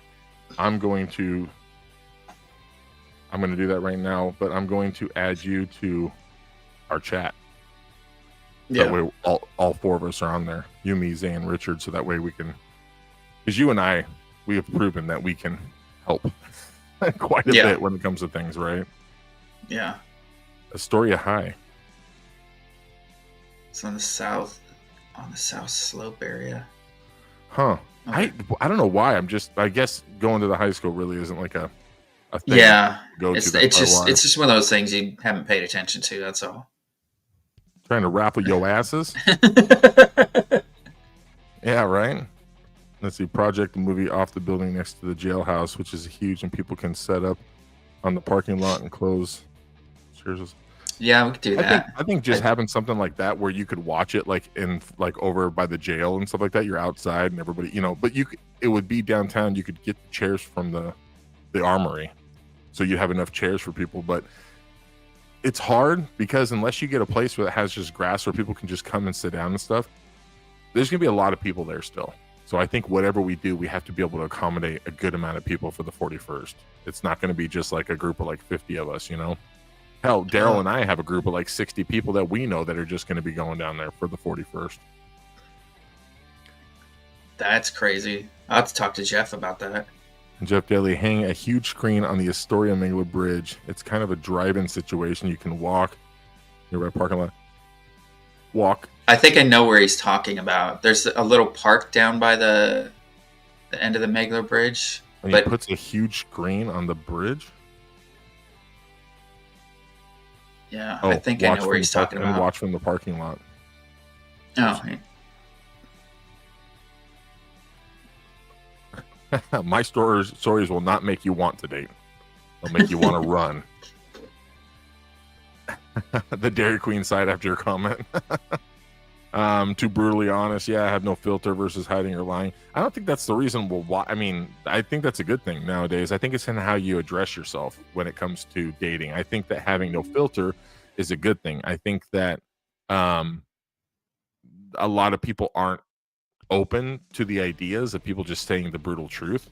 There's a couple things I'm gonna be doing on my mental health night on Monday, and I think that people are really gonna enjoy that. I have like 7 things I saved that are gonna be like topics and stuff, but heading to dinner with the fam. I'll catch you in a little while. If you're still on, I'm gonna order the Vito Scalapini and a bottle of Pellegrino 1981. Always sure of yours. Let's see. I hope it's Legos. It was a next door neighbor ringing my doorbell. Oh, gotcha. It was the kid, little ding dong ditch, I think. They weren't there, but when you hide that fast, you have to probably live right next to me. Let's see, is there a room maybe on a rooftop looking down at the building? PNW June's crapshoot. I would suggest a movie inside. Yeah, but not in Astoria, man. It was beautiful there. I mean, it was barely even cloudy, and especially in June, the beginning of June, it was not bad at all. Family-friendly brewery, someone said. There's so many things that are going on, though, too, that when it comes to the evenings, I think there's going to be a lot centered around the Short Circuit and the Goonies. So there's going to be a lot of things that you're going to have to, like, people are going to want to do.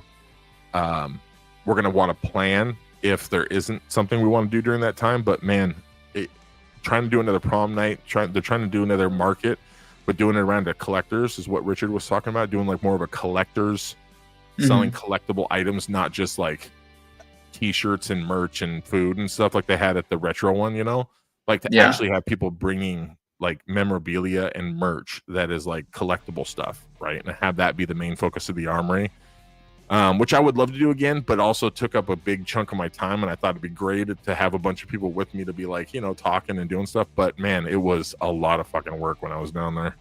Yeah. Let's see, generator on the beach. You guys can make a, let's see. Yeah, you guys can make a contraption. It's like a hamster wheel, and it spins to produce electricity. You guys can me in it and just feed me Baby Ruth the whole time. It was so funny too, because John would be like, He's like, hey, can I get another one with Babe Ruth? I'm like, yeah, take 2, 3, 4, whatever. We got a whole bunch. I still have some in my damn garage. Let's see. Wonder if we could project it on the. People really want to do a projector of the movie. This is the main focus, I think. So next week, we're gonna have projector night where we talk about just the projectors and where you can project movies and the projection of the projecting. What about up near the column? There you go. The fairgrounds might be a good spot. I'm telling you, half our comments are about the projector. I love it. And we're caught up. Chris says, we have watched it on the grass at the Flavel House right across the street from the jail. Probably the best place. But best place with that many people, though? Yeah, that's the hard part, is you almost have to do a blow-up projector in a park where it's enough where people can just come in and be there, right? Bring your coolers, bring your flasks, bring your coffees, whatever it is. Let's see. All right. Hey, look at that. We caught up in the comments. That's not bad at all. Okay, nobody else comment. Yeah. Just kidding. Don't stop commenting. Please don't ever stop commenting. Let's do this though. We're gonna take some questions about our trip down there. If anybody has any questions about things that we did, things that you saw, I know we posted a bunch of stuff. We posted videos. Anything that you guys want to talk about, bring it up. Ask the questions. Let's see what we got. Monica says it's stormy as fuck. Lost power 2 times in the last 2 hours. No, I'm good to go. Look at this. If I lost power, you'd know. It'd go dark on my screen, and it would just be Daryl going, "Hey guys." No, it was stormy. It was like really, really stormy. Just a second ago, like it was like I could hear it hitting the side of the wall. It was so bad. We're probably getting that Astoria storm. Yeah, we just got through that. We just got through a little storm too. Not that bad, but here we go. Best Halloween costume that we saw. Mine's Corbin. Oh, remember Corbin? Nick did a yeah. Today? Yeah. I even have a picture. I have a picture and a video of him. I think that. Yeah. I just liked it because, dude, he was such a freaking trooper, soaking wet. There was the kid that was the alien that was holding the kid in the box. That was a good one. Yeah. Didn't see many Goonie costumes up there though. No. I mean, which is to be fair. I mean, that's, if you live in the story and you're doing that, you're probably not gonna. Let's see if I can find Corbin really quick. Hold on. Where's he at? Where you at, Corbin? Yeah, there's one of the kids that came up, just soaking freaking wet, and it was so. Did cool. You take pictures of that? Did you get pictures of that? I thought I took pictures, but it might have been just a video. Oh yeah, it was just a video. Hold on. It was just. Oh yeah, that's right. It was when you and I were up at the house and we were getting set up, and they decided to come up. And he did. Oh yeah, he did the truffle shuffle too. Hold on. Here we go.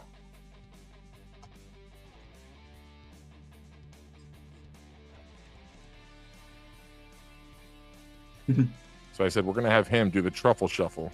Yeah. And he did the Wolverine truffle shuffle. Yeah. Back when we only had the small baby Ruths there. Right. But that was my favorite. Emily is Corbin. He was a cool kid. And then I saw him again when we were doing the filming for Patrick's music video, and he was playing a racing game, and I walked over to him and his parents were there, and I was like, shh, right? And I get up next to him and I was like, hey, you're not supposed to drive like that. And he looks back at me and he goes, it's you. And he remembered me. So I went back and got him a full-size baby Ruth. I got 2 of them, and I put one on the dash of the racing game. He's like, really? And I was like, yeah. I was like, you want another one? And he goes, yeah. And I gave him another full size. He's like, thank you. He was a cool kid. Did you guys go into the house? But all those videos and pictures were fucking epic. We did not go into the house. You might have missed it earlier. So nobody can go into the Goonies house, not even the owners. It's not a thing that you can go in there and walk around because they're doing the whole docuseries. So until that is done, there's nobody that goes into the house. Nobody. And we were able to go in a little bit and just help with pulling stuff in and moving stuff out and grabbing stuff. That was it. We weren't going in there just hanging out. A triple dog dare you guys to jump in an ocean. I would do it. I'd throw Daryl in an ocean, then walk in and get him. Not right now. Not with all the sewage out there. That's true. Yeah, not with all the petroleum, right? All the oil or whatever it is. Oh, Thomason Flores Varela. Do you know this person? They did a emoji that does not go in here. Yeah, so that guy, that fucking guy. Before I had seen him at the Marty McFly house, I guess he had seen me there was so many people at the Back to the Future 40th, but he saw me because I was guarding Brandon's car. Gotcha. So he had seen me there and recognized me there. And then when I went to the Marty McFly house, he pulled up. He was the one who pulled up and like took my picture in front of it. I started talking to him, and he's going to send me some, he does metal work. He's going to send me something in the mail for me, and then to give to Bayman and Liz too. Oh, that's awesome. He's a cool dude. It was funny because he was showing me his DeLorean tattoo, and then I just happened to see a Goonies tattoo, and I was like, "Oh, you a fan of the Goonies too?" He's like, "Yeah, are you a fan of the Goonies too?" And then I pointed to the back of my car because it was sitting right there. He's like, "Oh shit, what?" And then we started talking about Goonies, stuff like that. So I told him I would send him like a patch because I ran out of patches, and I mailed him off a patch. Oh, nice. And, but yeah, he's a cool dude. I've been talking to him on and off recently. Brent, there's a reason why Daryl and I were posting so many pictures while we were cleaning the house, is because we love it. It was so much fun to be up there to do it. And then people like this next person got an opportunity to meet us with his wife. And he is a fucking amazing and interesting dude. Remember him, Daryl? Charles Beal, remember the treasure, the guy that hides the treasures? Oh yeah. Look, dude, this guy, excellent job, guys. We're all Goonies at heart, FYI. I just hid a treasure in Oregon for all the Goonies fans to search for. The clues won't be out until the spring when I get home, but it will be one heck of a treasure hunt. I think it's great that you guys gave out candy at the Goonies house on Halloween. It was very kind of you.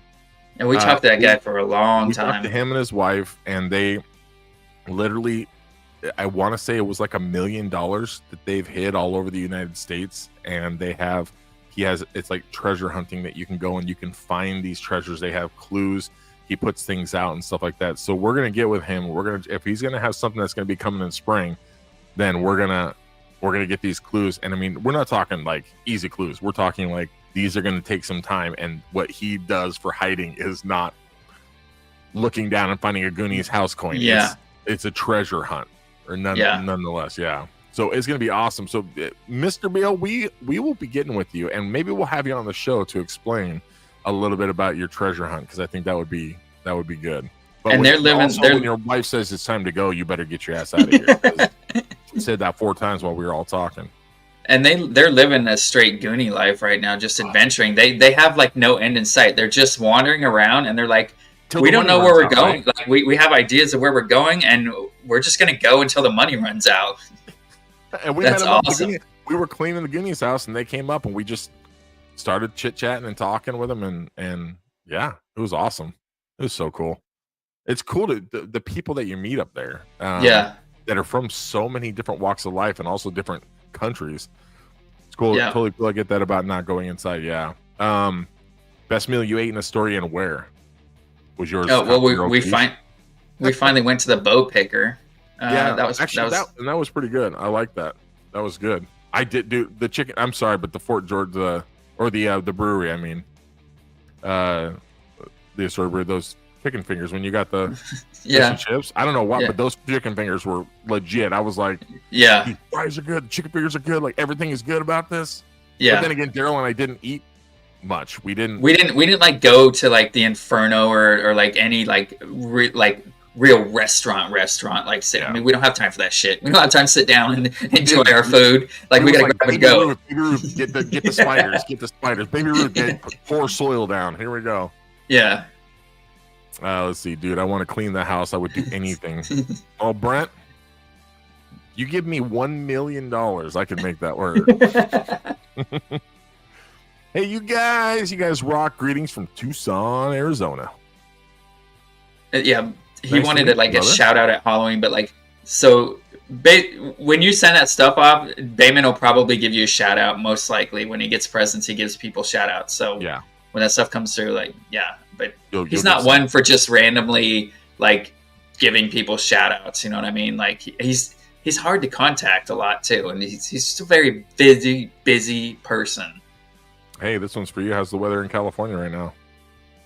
It's good. Well, today was good. Yeah, yesterday it was raining, and yeah, we've Raining in gone like through 60, 50, 60? Yeah, pretty much. It's getting pretty cold here. It's like getting in the 40s, I think, give or take. Daryl, is this the same person who did the crazy treasure hunt for Aunt's birthday? No. No. If you're talking about, she's talking about the treasure hunt guy? Yeah. We met? No, Yeah. it's no. The taco truck across the street from the bow picker is bomb. See, and I wondered about that. I was literally thinking about that. Yeah, I think somebody mentioned that, and I was literally thinking about checking that out. And maybe it was you, Chris. Maybe you're the one that told me. Somebody told me that place is bomb, and I just didn't get around to it. We'll have to do that next time.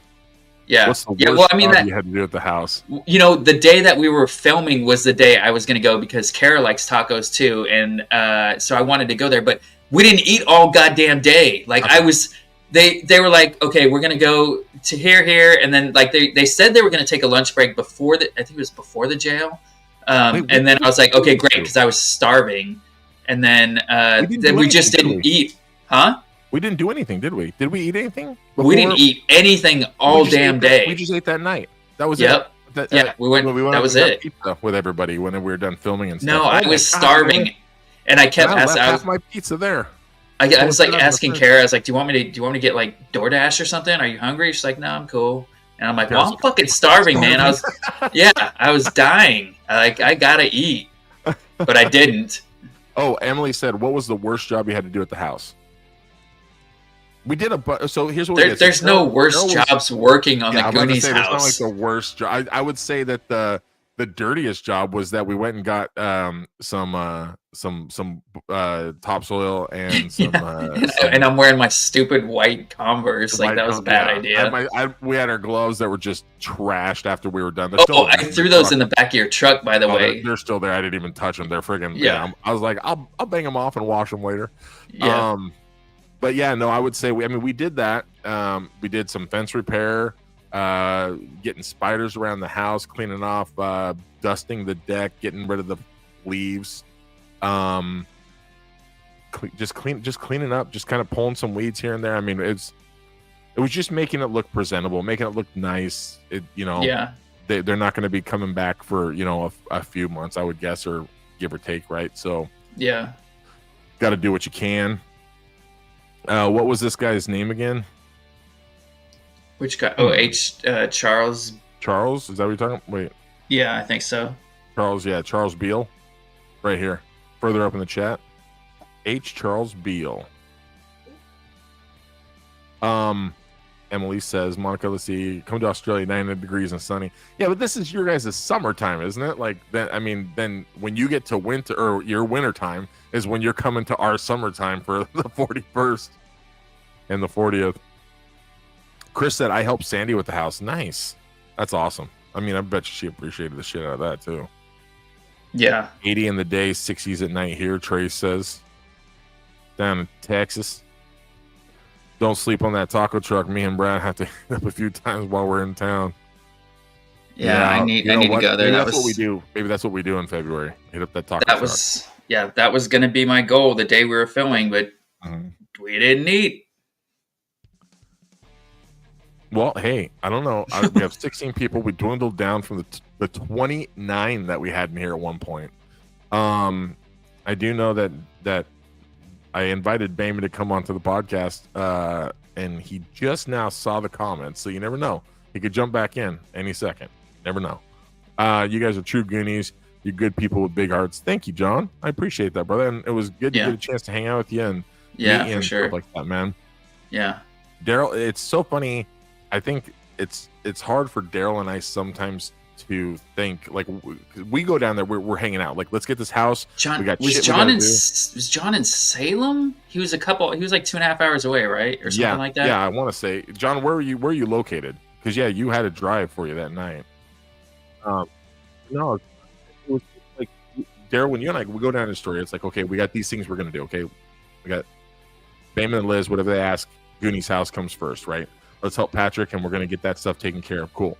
Let's meet some people, do what we got to do, right? And we're kind of focused on that. And then as soon as we start meeting people, and they're like, hey, this is my name, and you're like, oh, hey, what's going, how's it going? How you doing? Like, what's up? Because you get a chance to put a real person with the face and the But the amount of people that were like wanting to meet you and me, I don't know about you, but for me, it's surreal as shit. I had some people that have told me that they met me at Rose City Comic Con and said that they were looking more forward to meeting me than the owners of the Goonies house. And I was like, not a fucking chance in hell that's true. Like, I didn't think about that. But they said because they love the Goonies, but they said because they watch our podcast. And I was like, seriously? Like, I'm like, in my head, I just think it spawned from the Goonies. So that's the reason why other people kind of join in sometimes too, But it was very surreal for me. Like, I've never had anybody look forward to meeting me that just had like followed me or something on Facebook or whatnot. Right. Thank you, Marcelo. Have a good night, brother. His fucking Goondocks. You got to ride in the. I still haven't got a chance to ride in the Goondocks Ecto 1. What did Just can't afford to. Oh my god, dude! Crashed in 2 days. Man. Jesus, wait, what? Both your cars were crashed in 2 days. So were you driving and you got an accident, and then you drove the next day and got another accident? Oh. Or were you on a date with somebody? They were driving your car. They got into an accident. That's one of your horror dates. Horror dates. Horror. Emily says, "Yeah, you guys are celebrity." Yeah, no, not celebrities. Are you kidding me? I'm so privileged to say I know you both. Yeah, but who are you telling down there in Australia? You're like, I know Daryl and Dustin, and they're like, okay, mate. Yeah, right. They're like, well, you're not fucking spiders. Emily, I can't wait to come down there. I think Daryl and I are gonna have a little trip to Australia, try to plan something where we get a chance to come down and hang out with you guys down there. Have you ever wanted to go to Australia, Daryl? Yeah, that's my number one destination that I want to go to. That's my number two. I don't know why Scotland has always been my number one for the longest time. Oh, really? I love Scotland's probably my number two. I have way up there. Well, I guess not really number. There's three. Australia. No, I guess it would be four really. But Australia, Scotland, Norway. Those are mine because I want to see the three swords. And then wasn't Norway that video that you posted where there's like no time or whatever? Yeah. That one island? that yeah. They don't use watches or clocks at all. Yeah. And to see the aurora borealis like over three quarters of the year constantly, like, is it over 3/4 of the year? Yeah, I didn't know that. Constantly can see it. Yeah. I want to suit up and ride in the Ecto 1. Dude, that would be freaking awesome. Yes, Salem, he said. Yeah. Dave Knight, how are you, brother? Dave Knight's in here? Dave's... Dave, come in here. Dave, say hi. Dave Knight. Where's Dave at? Let's ask little Dave. I love that I got the one where he was dressed up like Jeff Cohen, and I got it to be a mini Dave as Jeff Cohen. Yeah. Dude, that was funny. Not me. Big bad both Dave after driving like crazy fuck help, not his fault. But you're out 2 vehicles. That's crazy. That sucks. Help out the fence. I think help out with that. Very few words, John. With a fence. The fence is good now, right? Which fence? Wait, does he know what fence? I reached out to Liz. They had the fence guy that came out. Yeah. To take a look at it, and for the neighbor and stuff. And then that thing I'm not going to say because I don't want to ruin our chances ever. But the thing that Ben was saying about the place, and then you and I maybe be able to, Well, I'm going to do as much fucking work as possible so that way that we can get that place whenever we want. It'll be awesome. Aurora is gorgeous. Emily, did you where? Because you actually, I think, hasn't she been to like Switzerland or something? She's been to like 190 fucking countries or some shit. Right. Let's see. You guys are so grounded in who you are and what you do. That is great to watch you. I turned off Leonard Skinner concert to watch you guys. Holy shit! I'm Wow, literally going to tell people we're this. bigger than Leonard Skinner. I'm going to tell people and be like, you know what? There's people that watch our podcast and they turn off Leonard Skinner just to watch us.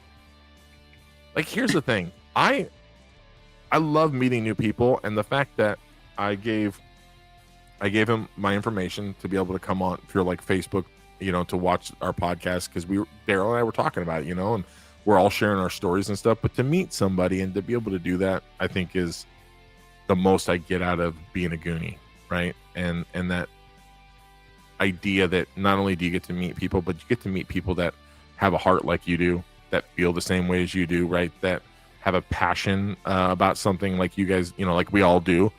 But Right. I think the biggest part is how much we help each other. There's so many times that somebody will reach out and go, you know, so-and-so that was on the chat. And I'm like, oh yeah, I know him. I've known him for 20 years. You know, they're like, oh, well, I reached out to them and their brother does this and they're actually going to help me to fix this thing. I'm like, the networking that goes on in here, that people just want to help each other when they see each other, is just amazing. I love it. Yeah. My number one destination is Hawaii. I've been to Scotland. Well, you fucking live in the UK, Roger. That doesn't count for you. That's like me going to fucking Colorado. Which, if you don't know, Colorado is like a day's drive away. You can see the Northern Lights from the UK tomorrow. I saw them the other month. There's places in Washington that you can actually see the Aurora Borealis as well. Oh, interesting. Jessica, how you doing? Hey, you guys.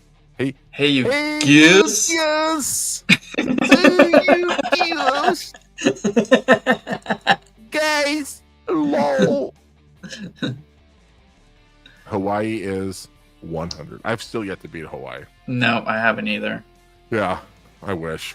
It sucks. I had an uncle that lived there too, and I should have visited him. I want to go to. I bet you, John, you want to go to Scotland and Iceland and stuff like that for this. Yeah, because I mean that's Magnuson and friggin' Bjornsson and friggin' a bunch of these.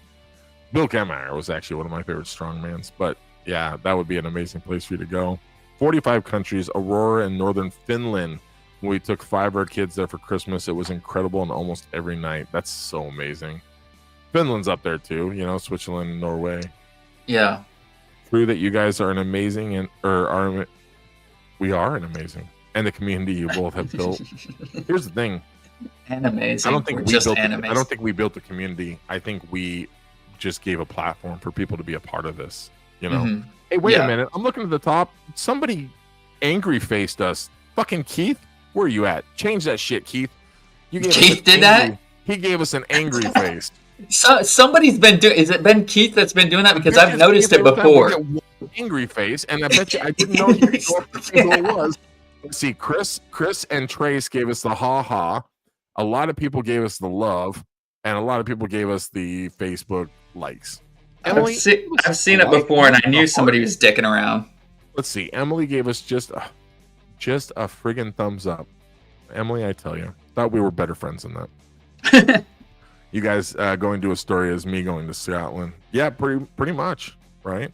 Well, you know what? I want to get out there because I want to go to Scotland. I had 2 trips planned, and COVID messed them both up. And, yeah. And I want to get a chance to go back out there. So, Daryl, looks like you're coming with me. We're going to Scotland. We'll go see Paul. Woo! We'll go see Roger. We'll get some kilts.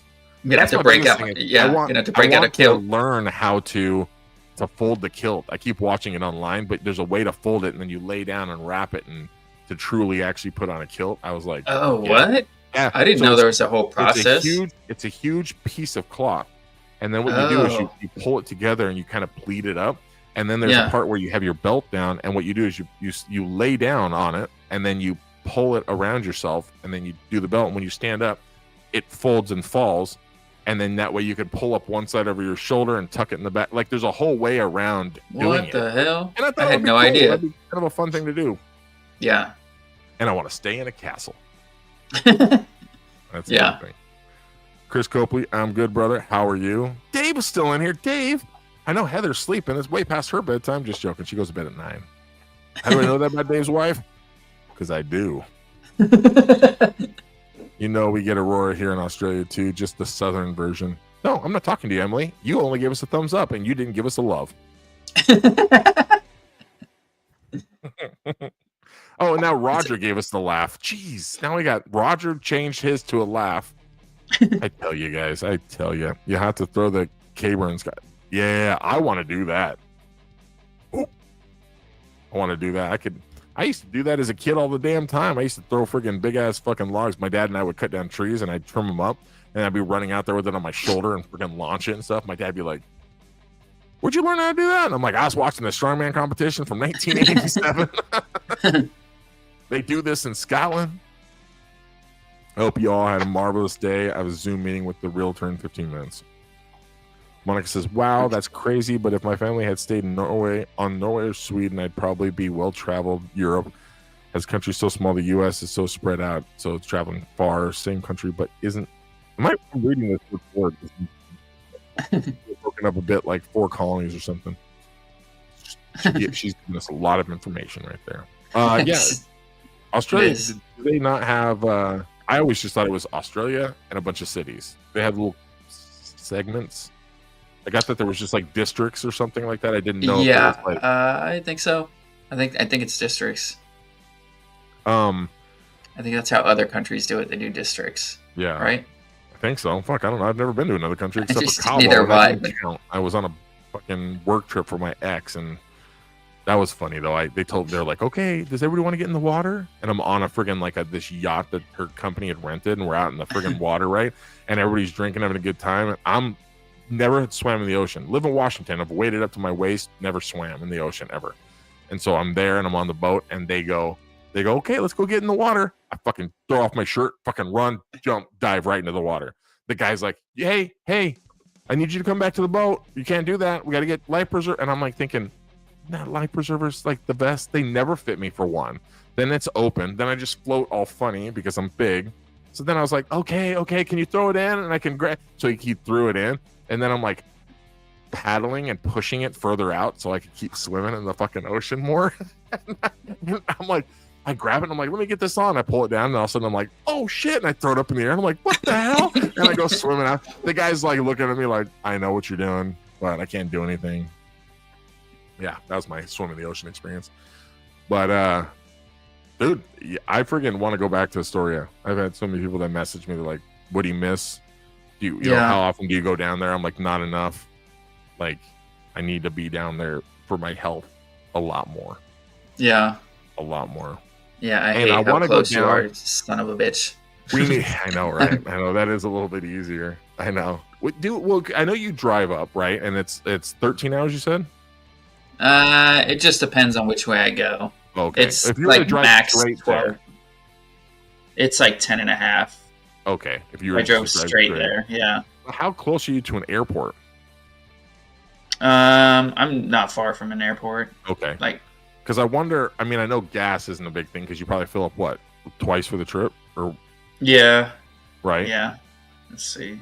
And that's probably less. But I was just going to say, like, one of these times you'll have to just friggin' fly up and we'll just fucking drive down. I drop you off in Portland or something. Pick you up in Portland. Yeah, but I like making my stops on the way up there, though, too. So, like, you know what I mean? I guess that's true because I would make the stops if I could. Yeah. So because there's so many places I want to see on the way out there. Like, that's why I like driving. Oh, Emily says Australia is about the same size as the U.S., but we have 6 states, 2 territories. Oh, territories is what I'm thinking. Yeah, not. And Emily, how do you guys feel about New Zealanders? Is there a thing with Aussies and New Zealanders? Like, do you guys? Is there beef?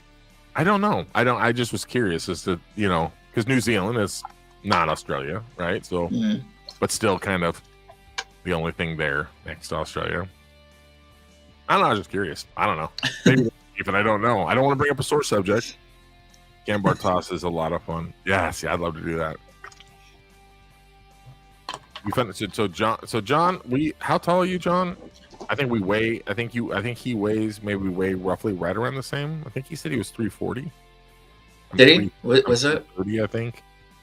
But John's also he's like 340 at like 5'1". Just joking, John. I don't know how tall he was. I don't know. I mean, dude, how tall does he look next to me? Did he look like 5 inches, 6 inches shorter, like 6 foot? What was the degree that you looked up at him? I don't think he was too much taller than me, so he's probably 5'10", 5'11"? like 5'10", 5'11", I would say. Yeah. Mr. Hollywood, you need to do the Route 101 trip up to Astoria. We almost got blown off the cliffs in Tillamook during the gale. 86-mile-per-hour winds and 18 waves. But man, what a Goonies worth adventure. Wow, that would have been. See, I love storms. I love high wind, things like that. Like, you catch me in a hurricane and I'm the dude outside just stripped down to nothing, just whee. I've done part of that 101 trip, and it was awesome. Like, I've been told my whole life to do that, and I finally did it one of these last times. And it's just there's a whole bunch of turnouts, and you should probably stop at every turnout because there's something to see, like some amazing sight. But yeah, it's dude, awesome.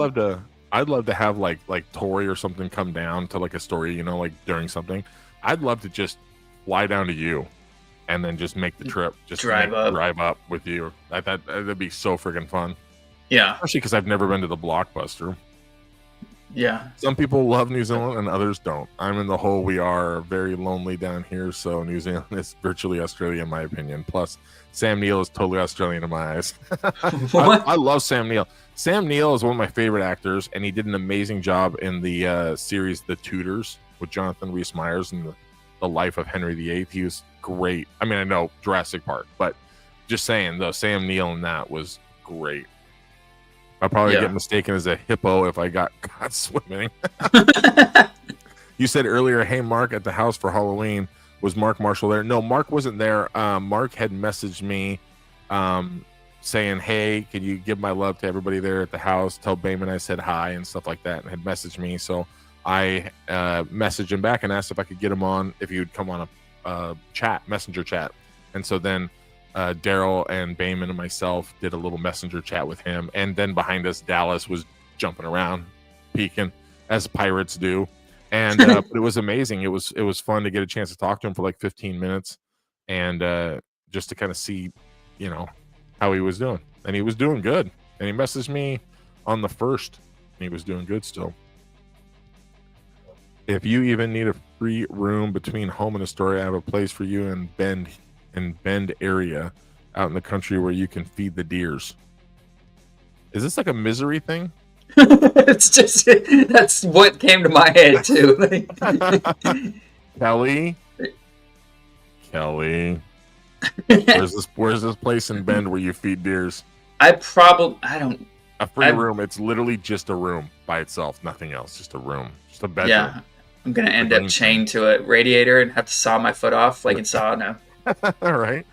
I probably won't cruise through Bend anytime recently because I've been up through there like every time and I've hit all the spots around there. So I'm probably going to stick more coastal this time because there's a bunch of spots that I haven't hit that way. See, that but all the spots out by Bend I've hit pretty much. That would be a fun trip, is to do a coast all the way up like that. Go out to the coast and then come on. Yeah. Follow it up. That'd be awesome. 2.5 hours from San Diego to Portland. Another 2.5 to Cannon Beach or Astoria. Not bad. I can be over there in 5 to 6 hours. I could get in my truck right now and be there in 2 hours and 32 minutes. Yep. Oh, he's not. I had to look at the time like, wait a minute. Let's see here. I worked at a Blockbuster when it closed down. You're the reason. I know. Thanks, Roger. Thanks, Roger. They were like, we're going to keep getting employees like this fucking guy. We're going to have to close these shit down. I know Bend, weird, or I know Oregon more than Washington. She lives in Washington. It's hard not to make every stop. Yeah, it really was. Like, I tried to pass a couple spots, and then I was like, oh, shit, wait, hold on. And turn around, and I'd stop and go look. 6'1", 340. So he's got me by 10 pounds, and I got him by 4 inches. Okay. Yes, 6'1". I do, John. Just tell everybody I'm 4 inches longer, taller, bigger than you. Heather. Oh, she chimed in just to be like, I'm not sleeping. she was like, this Dustin guy, I tell you, I'm going to have to prove to him that I'm not sleeping. Yeah. I love you, Heather. Trippy, my kids will never know what renting movies is like. Oh, yeah, you know what? Oh. My kids do because they have to rent my VHS because they have to ask to play my VHS player. I need I to. still rent my movies to them.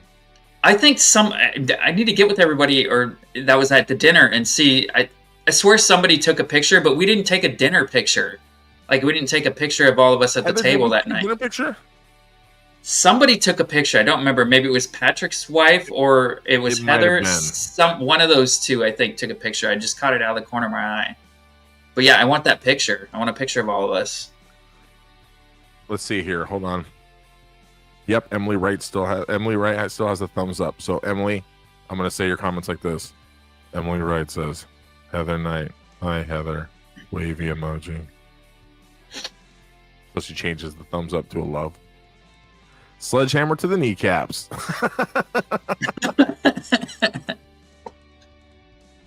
Kelly's gonna have Daryl's head as a part of her collection on the wall. It's just gonna be Daryl. When you push the button, it's gonna be a laugh every time. Oh my god. Roger Dada worked at a Blockbuster Video in South Florida from '93 to '96. Fun time. I don't know why why did I never work at a Blockbuster? I worked at a Blockbuster for a month and a half, and it was to be able to get the free video game rentals of the consoles for my friends. And then two of my friends kept it. I got in trouble and got fired.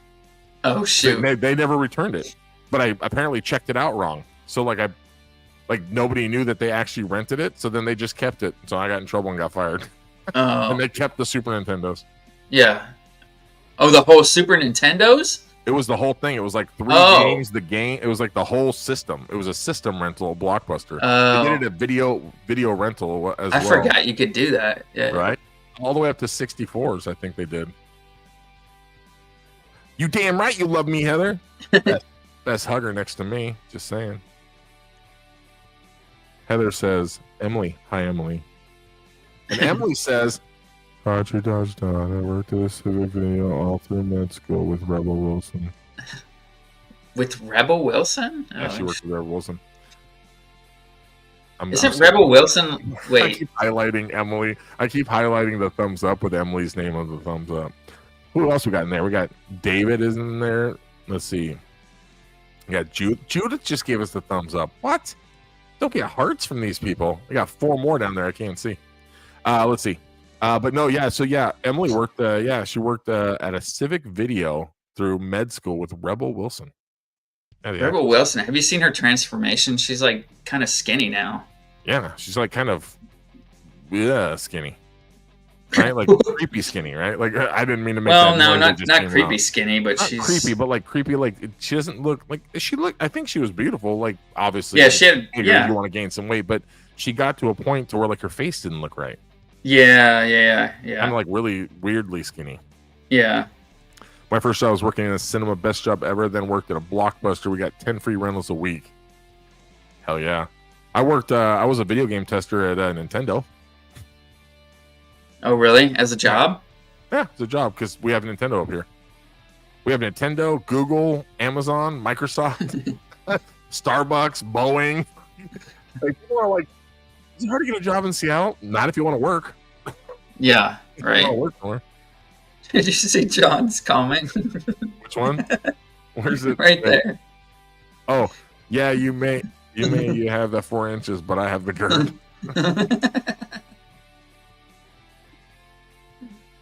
Okay, I'll give you that one.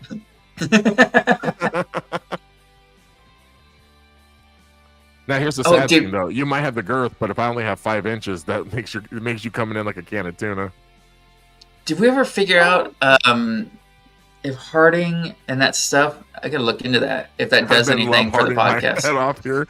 I think it's when you first get in, whatever you put first on the thing, I think is what it sticks at, and then you can't switch it. I don't think after that.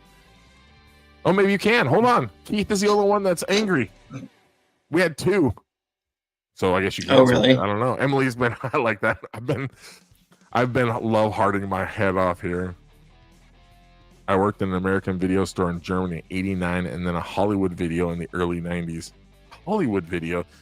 I have a Hollywood video, just the store, like the empty store that's been empty for like 15 years up where I live. And I want to turn that Hollywood video into like an arcade restaurant. Yeah. Like Blockbuster Arcade or something, right? Or something cool.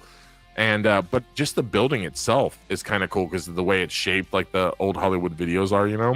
Mm-hmm. But I need money. I need an investor. Does anybody want to invest in? Bayman, you still there? You want to invest in? I'll call it the Goondocks Cade restaurant bar. Yes, taco truck is bomb. So is Custard King. That'll. Have you eaten at Custard King? No. Oh, Jason and I had a burger there. It was good, and then we also I think we went back and had custard too. I think that was a whole separate time. Yeah, we went there twice. Get some custard with Jason. But yeah, I had to definitely try both. You want to taste this custard? Yeah, Daryl. I'll taste all your custard. People keep messaging me. I'm missing some of this. Just came into you guys talking about girth. That wasn't us. That was just John, the strong man, talking about girth. This fucking guy, I tell you. I wonder if John's got any horror dating stories. So, by the way, everybody, tomorrow night, Daryl's going to come in. Yeah, John said he had a bunch. John, you got to come on tomorrow, man. Tell us. Man. Yeah, for sure. Some horror stories. So we're going to be doing. Murph's going to come in here. We're going to do a little no fucking filter, and it is no fucking filter dating horror stories. Does that sound better than horror stories, or does it still sound like horror? Dating. No, it just still sounds like horror stories. What's another thing I could say was horror stories? Dating horror stories. It's in here sounds like you're dating a whore. Horror dating stories sounds like a whore dating. Get this right. I tell you. Red flag dating stories. The glass building on the corner empty. The glass building. Yeah, up in Milton is where it's at. Yeah, up in Milton, where I live, up on the corner in Edgewood, Milton area, and it's the Hollywood Video, and it's just empty. It's been empty for so long. And it's she knows where it's at. Yeah, it's actually next to one of my favorite restaurants up here too. Some of the best food that I've had in a long ass time. Good night, Stephanie. You guys have a good night. Dating nightmares, perfect. Thank you. Yeah. Dating nightmares, no fucking filter. Okay. Yeah. Tomorrow night. It's going to be fun. And I'm going to, even though Daryl doesn't have any like horror dating, I'm going to still say horror, nightmare dating stories. I'm going to see if I can do a little fun little Daryl and Murph and Dustin emoji. Like, I don't know. I've really only got one. I'll have you be the waiter and you'll come in and be like a no fucking filter and Murph will like punch me or something. Like, do something. I'll do something funny with that. Yeah, I don't know when you live there, but yeah, it's been empty for I want to say more than 15 years, but it has been whenever Hollywood Video there was gone, it's been abandoned and it's literally been empty and I don't know why it's a prime real estate spot too. It's like I don't understand all that. Like I was talking to somebody the other day about like how do mansions and stuff like that go? Because when I was out in LA, I was gonna visit this abandoned mansion that they have out there. It's a massive mansion that was like a Hollywood director lived in it, I think it was.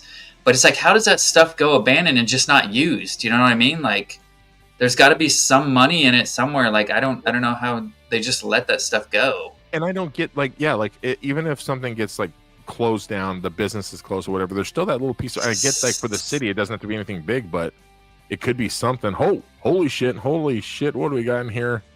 Oh man, in the chat. Hey yo, Kevin says, hey you guys. What's up, Kev? And Kev, you'll have to I don't know if you have any old dating nightmare stories, but tomorrow night for No Fucking Filter, we're gonna have people jumping on here and there telling us their nightmare dating stories. Yes, please, everybody. Like, I want to hear this. I'm so interested in this topic. Like, dude, I want to hear crazy stuff.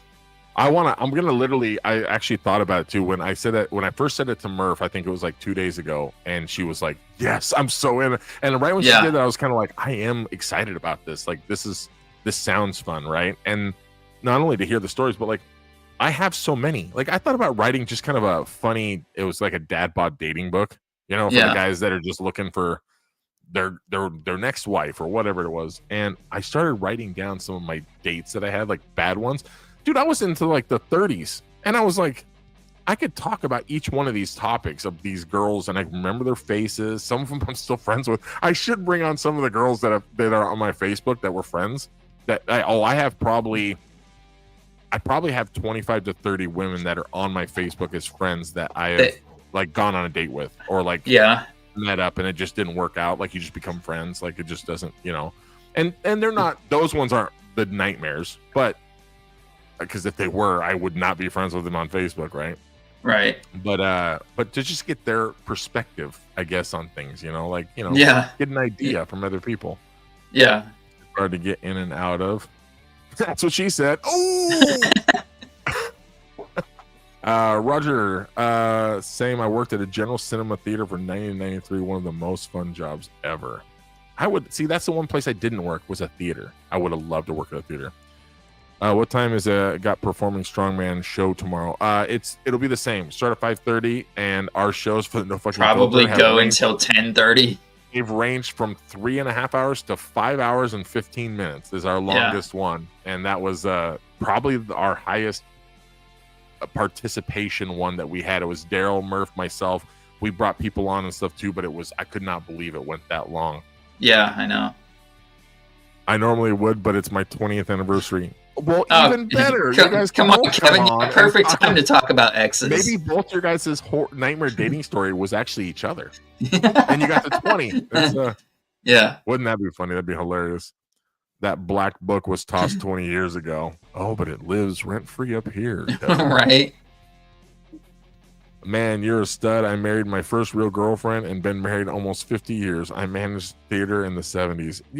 I'm not a stud. Are you kidding me? Let's see. I was with my high school sweetheart for almost 5 years. Mm-hmm. Then I was married to the kid's mom for 10, or we were together and married. And so 10 years there. And then I was engaged after that and was with her for 5 years. So 20 years. I'm 46. So 20 years of my life. And then when I tell people, I'm like, first time I had sex, I was just a month away from 21. So let's factor that in. Like, there's not much of a dating life between all this stuff that happened. So it's only really been in like the last like maybe 7 years ish. And then and then there was a little time after my kid's mom and stuff like that. But it's never a bad thing. Like I think dating and meeting people is the key, right? Like just having new friendships and stuff, you know? And sometimes it's not the intention, right? Sometimes I get the intention of like, let's go on a date, and like you want to meet somebody, and then next thing you know, you're like, fuck, work, my life, being a single dad, multiple jobs. I'm like, all of a sudden my life takes it, and then medical stuff, your life takes a turn, and you're like, I'm not ready to get into a relationship right now, because if I were, like, I would lose out. Can't give any time to somebody, it's not going to work out, right? And then you got to find a Goonie, right? You know, that's on the other side of it, right? You got to...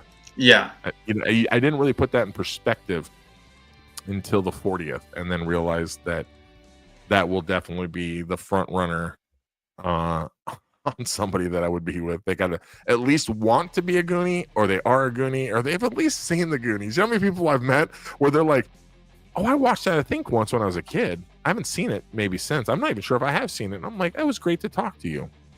Goodbye. Yeah. I worked concession and the projection at Amboy theaters during the early 2000s. Amboy. I've never heard of it. Don't know.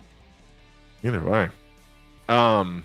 Well, everybody, you guys, we are probably going to be bouncing off of here. I love that we're actually leaving with 14 instead of 4 people. I love that we got up to 30 active viewers on here. I love that Bayman came in here. I am going to talk to Bayman because I do want to get him to come onto one of our podcasts to be able to maybe after the first of the year type of thing, right? When we're in the transition to the 41st, I want to get a better idea of what we all can do to kind of help out for the Goonies 41st. Sony has taken over for the short circuit. They're going to have that covered. I know there's going to be some overflow for the Goonies. They're going to help to try to transition that. Mm-hmm. But I want the ability to make it a huge, like a theater, you know, anniversary weekend. You know, there's a lot of movies that are down there, from Kindergarten Cop to Ninja Turtles 2 to friggin', Free Willy, Short Circuit, Goonies. There's just so much shit that's down there. I think that people can enjoy when they go down there, and it'll be fun. You know what I forgot to tell you? I got another fucking speeding ticket while I was out there. Wait, in Astoria? No, not Astoria, but driving out there. How much? So, because I got one driving on the way back. So, every time I get a speeding ticket, it's some stupid ass circumstance. So, the last time I was, I just had it on cruise control and I was going. It was like 9 o'clock at night. I was just zoned out. And I went from like a 65 to like a 35 or some shit like that. Mm-hmm. And I wasn't paying attention. Then when I realized I was in a town, like, so did the cop across the street, and I got a ticket for that, whatever. But this time was wild. So this time I was behind a rock truck, right? This rock truck was kicking up rocks. Like, I had backed off, but no matter how far back I got, like, they're still bouncing all over the road and shit. And I'm like, fuck, man, come on. Like, it's just chewing up. I know it's chewing up my car. And so I was like, I got to get the fuck around this guy. So I finally found a way, like an area where I could jet around him. So I punched it, went around him, and there was a cop a little ways in front of him. Cop slows way down, pulls over, and then gets behind me. And he's like, I caught you on my rear radar going 87. And I'm like, dude, this rock truck, which I know you can clearly see, it was shotgunning my fucking car. You can see there's a chip in my windshield right here where it chipped my windshield. And he's like, I mean, you're still going 87 miles an hour. So I was passing someone. Yeah, I was passing someone, and I didn't know they had fucking rear radar. Not that I would have known anyway, because there was a cop in front of him. But yeah, it's stupid circumstances. Every time I get a ticket, it's some dumbass circumstance. But I was just trying. So it's like, where was it at? Was it in Oregon? Still? Yeah, it was in Oregon. I don't remember the area. So you can't contest it, because then if you did, you'd have to go to Oregon to contest it. Yeah, exactly. So I'm screwed. Well, he dropped it down to 85, so I was going 20 miles over, because, anything above 20 miles, I think, is reckless driving. So he's like, I'm just going to write it out for 85. He's like, it'll be 250. I mean, they're always 250. An actual speeding ticket itself is like $70, and all the rest of the stuff that goes along with it is all stupid fees or whatever. And then if you want to do traffic school, which I'm going to have to do, it's like another $250. So it ends up being like $500 for the ticket if I want to keep the points off my record. But I was so mad. I was like, are you fucking kidding me right now? Like, my car was getting beat the hell up. Like, and then the thing that pissed me off most was I was adamantly watching my speed. Like, I was stressing about my speed because I didn't want to get a ticket. And then just this one little stupid incident got me a ticket. Like, I was so mad. I didn't know they had rear radars either. I didn't either. No idea. Like, not that I need a rear radar where you're like driving ahead, and then like some cars like, here we go, like, yeah, like, right. I get it in that scenario, but I mean, it's still fucking stupid. Yeah, I hate. Never had a speeding ticket yet. Oh, Roger, you're officially banned. I've had 4 in the last 2 years. Never had a speeding ticket yet, but I'm sure I got caught last week. Been waiting for something to come through the door, but nothing yet. Come through the door? You got a speeding ticket? Come to the door? They're like, speeding ticket, bitch! Motherfucker! Roger's like, thank you. You're going to jail, bitch! I know. Wait, do you guys have camera speeding ticket, like things like if you go I wonder if that's what he's talking about. Like a red light or something or whatever. I've been single for 13 years. Well, you gotta stop. Yeah. You gotta stop lifting them. I know, dude. He's like, he's too busy. John's like, so where do you want to go eat? She's like, can you put me down? He's like, oh, sorry. Take a break from pulling trains and shit. Wait, that didn't sound right. That didn't sound pulling cars. Take a break from pulling trains. That'll get you some dates.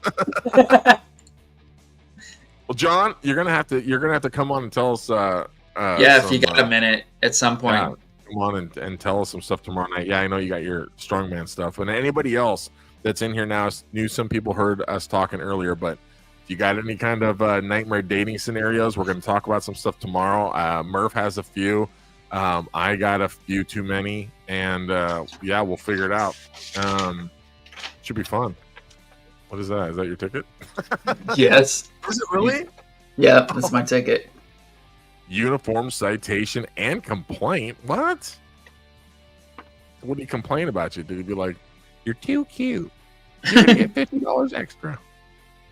Radar, yeah, 85 and a 65. Oh, it's 265. I haven't even looked at it. I literally haven't even looked at the ticket. I'm just like, hey, dude. Yeah, that's the first time I looked at it. And that's it. Yeah. So, dude, this is right. I mean, shit. We're 2 hour marker. Usually we don't jump off before this. Usually we're on here for a long time. But guys, we're trying to limit our stuff. Next week, I keep talking about tomorrow night, but next week for Throwback Thursday, Daryl and I are going to be doing our little paying homage to the 40th anniversary of Back to the Future. There will be trivia. There will be facts. There will be fun. We will bring people onto the show. Please bring your memorabilia and have pictures if you want. If you don't want to come on and show it. But I think it would be fun to be able to have people come on and show some of their collection stuff or whatnot and pictures and just share some stuff with us. It should be fun. You guys have those camera tickets. I file those under chicken shit like John and American Graffiti. You know what? That's true. And they changed them. But you know what they used to be for the tickets? It used to ask you a question. Are you driving the vehicle? And I would literally click the box. No. And I would send it back. I would never pay it. I did that to over 10. And then after a while, the box went away, and I got caught with 2 fucking tickets in a red light for taking a right turn. And one of the pictures was zoomed in on my face, and I'm like, "Wow, that is me." I can't get one. You're like, it's not me. It was my wife with a beard. But she's ugly. Doorpost caught on camera. We have speed cameras everywhere on motorway bridges. You get some people there with speedometers. Oh man. I don't know how it works out there. I'm gonna have to go out there. It's like other side of the road and all kinds of ass backwards shit. Love it. Can't wait. Roger, Daryl and I are coming to stay with you. Yeah. Sleeping in the same bed as you and your wife. Daryl gets the right, I get the left. I get the middle. It'll be fun. Trying to change carpool to 3 people here. How many? Oh yeah, traffic so bad. Change to 3 people. Carpool, dude. Over here, it doesn't matter if you're carpool. Sometimes it's like we have areas here on the 5 where even if you have 2 people with you, 3 people, doesn't matter if you have 8 people with you, if you don't pay for the good to go pass for Washington State, for the DOT, you can't drive in that lane. There's separate lanes. We have ones where there's 2 lanes that you have to pay for, and then there's a carpool lane, then there's 3 more lanes. Oh, wow. It's crazy. So you put it in your windshield, and then you go through and the radars scan you yeah. Stuff, right? Yeah. And so there's somewhere you have to get out of the carpool lane, even if you're carpooling, for the people that are paying for it. And sometimes it gets up to $14. So there's people that are paying $14 to $15 extra every day just to drive in that lane. I'm like, that's fucking crazy. Nutty. We'll do Bird Girl was crazy. Yeah. We'll do. I want to hear about Bird Girl. As far as I know, any girl that's into birds is crazy. Yeah. Every girl. Well, actually, I do know. I don't mind a tarantula. I don't mind spiders, lizards, snakes. But for some reason, girls that have tarantulas have always been weird to me. I've been on dates with girls that they're like, I have a tarantula. Does that bother you? I'm like, no. Does it bother you that I would eat your tarantula? Why would you eat my tarantula? I'm like, I don't know. I used to own a tarantula. I think they're fun to have in a cage, but I'm like, if you were talking about us in the bedroom and then the tarantula just crawls on us, no, I'm okay with that. Hard no. Yeah, I've got so many, not even nightmare dates as much as nightmare questions. Animals. I had one girl say, do you like dogs? And I said, yes. Are you sure? I think I'm okay. Yes, I'm okay with dogs. What do you mean, are you sure? She brought her fucking 3 dogs, little dogs, on the fucking date. Oh, that's why she was asking. And on the date, we're literally going to get coffee. So we're walking these dogs. These dogs are fucking yiping at everybody, nipping at everybody's fucking ankles. They're shitting all over the fucking place. That pisses me off. When people so the town that I work in, Placerville, people bring their dogs out, all the time. But if you know your dog is going to be trying to attack every fucking person walking down the street, don't bring your dog out in an area like that. Come on, man. I don't mind dogs. I love dogs. I raise dogs. I help train dogs. I have had dogs. You know what I hate? Are people that don't know how to own dogs. That's what I hate. Yeah. You can't train your dog. if you can't literally snap your finger and have that dog sit in front of you and stop fucking barking, like, then don't bring them out in public. Put them in your yard and let them run around all day barking at everything. But if you're going to bring them out, then it's like a child. Have it well-mannered. Like, yeah, if it's one of your kids, then treat it like it's a kid and train the motherfucker. Like, people get lazy. Yeah. They want a pet to sleep in the bed with them. And I'm like, you fucking... And to me, that's gross. That's another red flag for me. If girls are like, I sleep with my dog in the bed, I'm like, well, all right, well, you just lost me. I won't sleep with you at all, ever. Yeah, yeah. It's like sleeping with kids to me. Yeah, exactly. No, I'm not. Dogs should have their down own with that. bed. Why? Because they need their space for their own sanity as well. They need to have their own little home. Yeah. Yeah, pass on fucking that. Pass. I guess now so the tarantula, Kevin? It was like, fucking no. Oh, and Kevin, by the way, if you and the wifey for the 20th anniversary tomorrow, before you guys head into the bedroom for the night, feel free to jump on the podcast and let us know what you guys are going to do. The Lego set. Yeah, he probably end of the night he'll be building the Lego set. He's like, babe, no, I had a great time with you tonight. It's awesome. Yeah. I'm building our date right now on our Lego set. People are lazy fucks when it comes to behavior training. Yeah, you know, right? And that's just the thing, is I just can't stand that shit. I couldn't imagine a single man or woman. You know what? The funny thing is I get women that ask me, like, do you have cats? No. Like, oh God, thank God. I'm like, what the hell would you ask? Well, there's so many guys that have been on a date with that have cats. Is that a bad thing? No, like cats, like plural, like a lot of cats, like 4 or 5 cats. Like, I don't know a dude that owns a cat that doesn't have a wife. Like, right. You know what I'm saying? Like, I don't know. I've heard girls tell me that they've even had guys that go on dates that have their cats with them.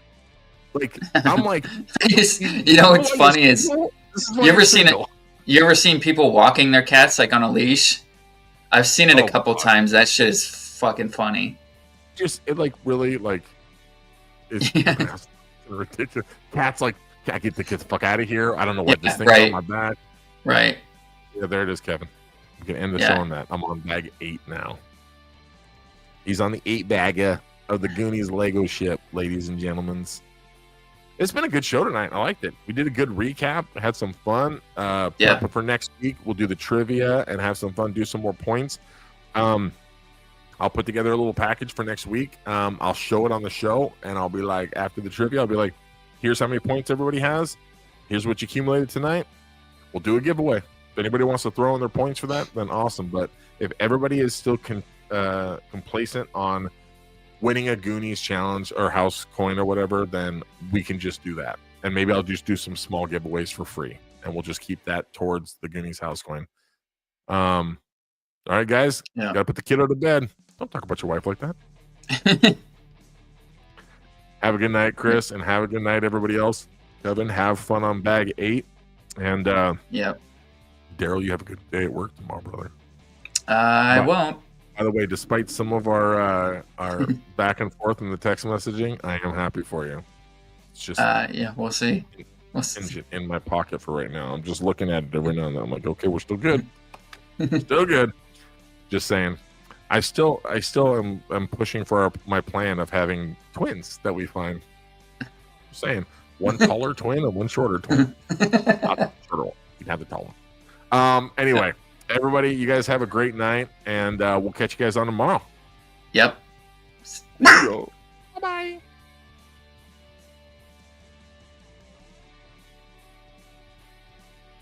Booga, booga, booga, booga, booga. If you can hear this right now, Daryl and I have large penises.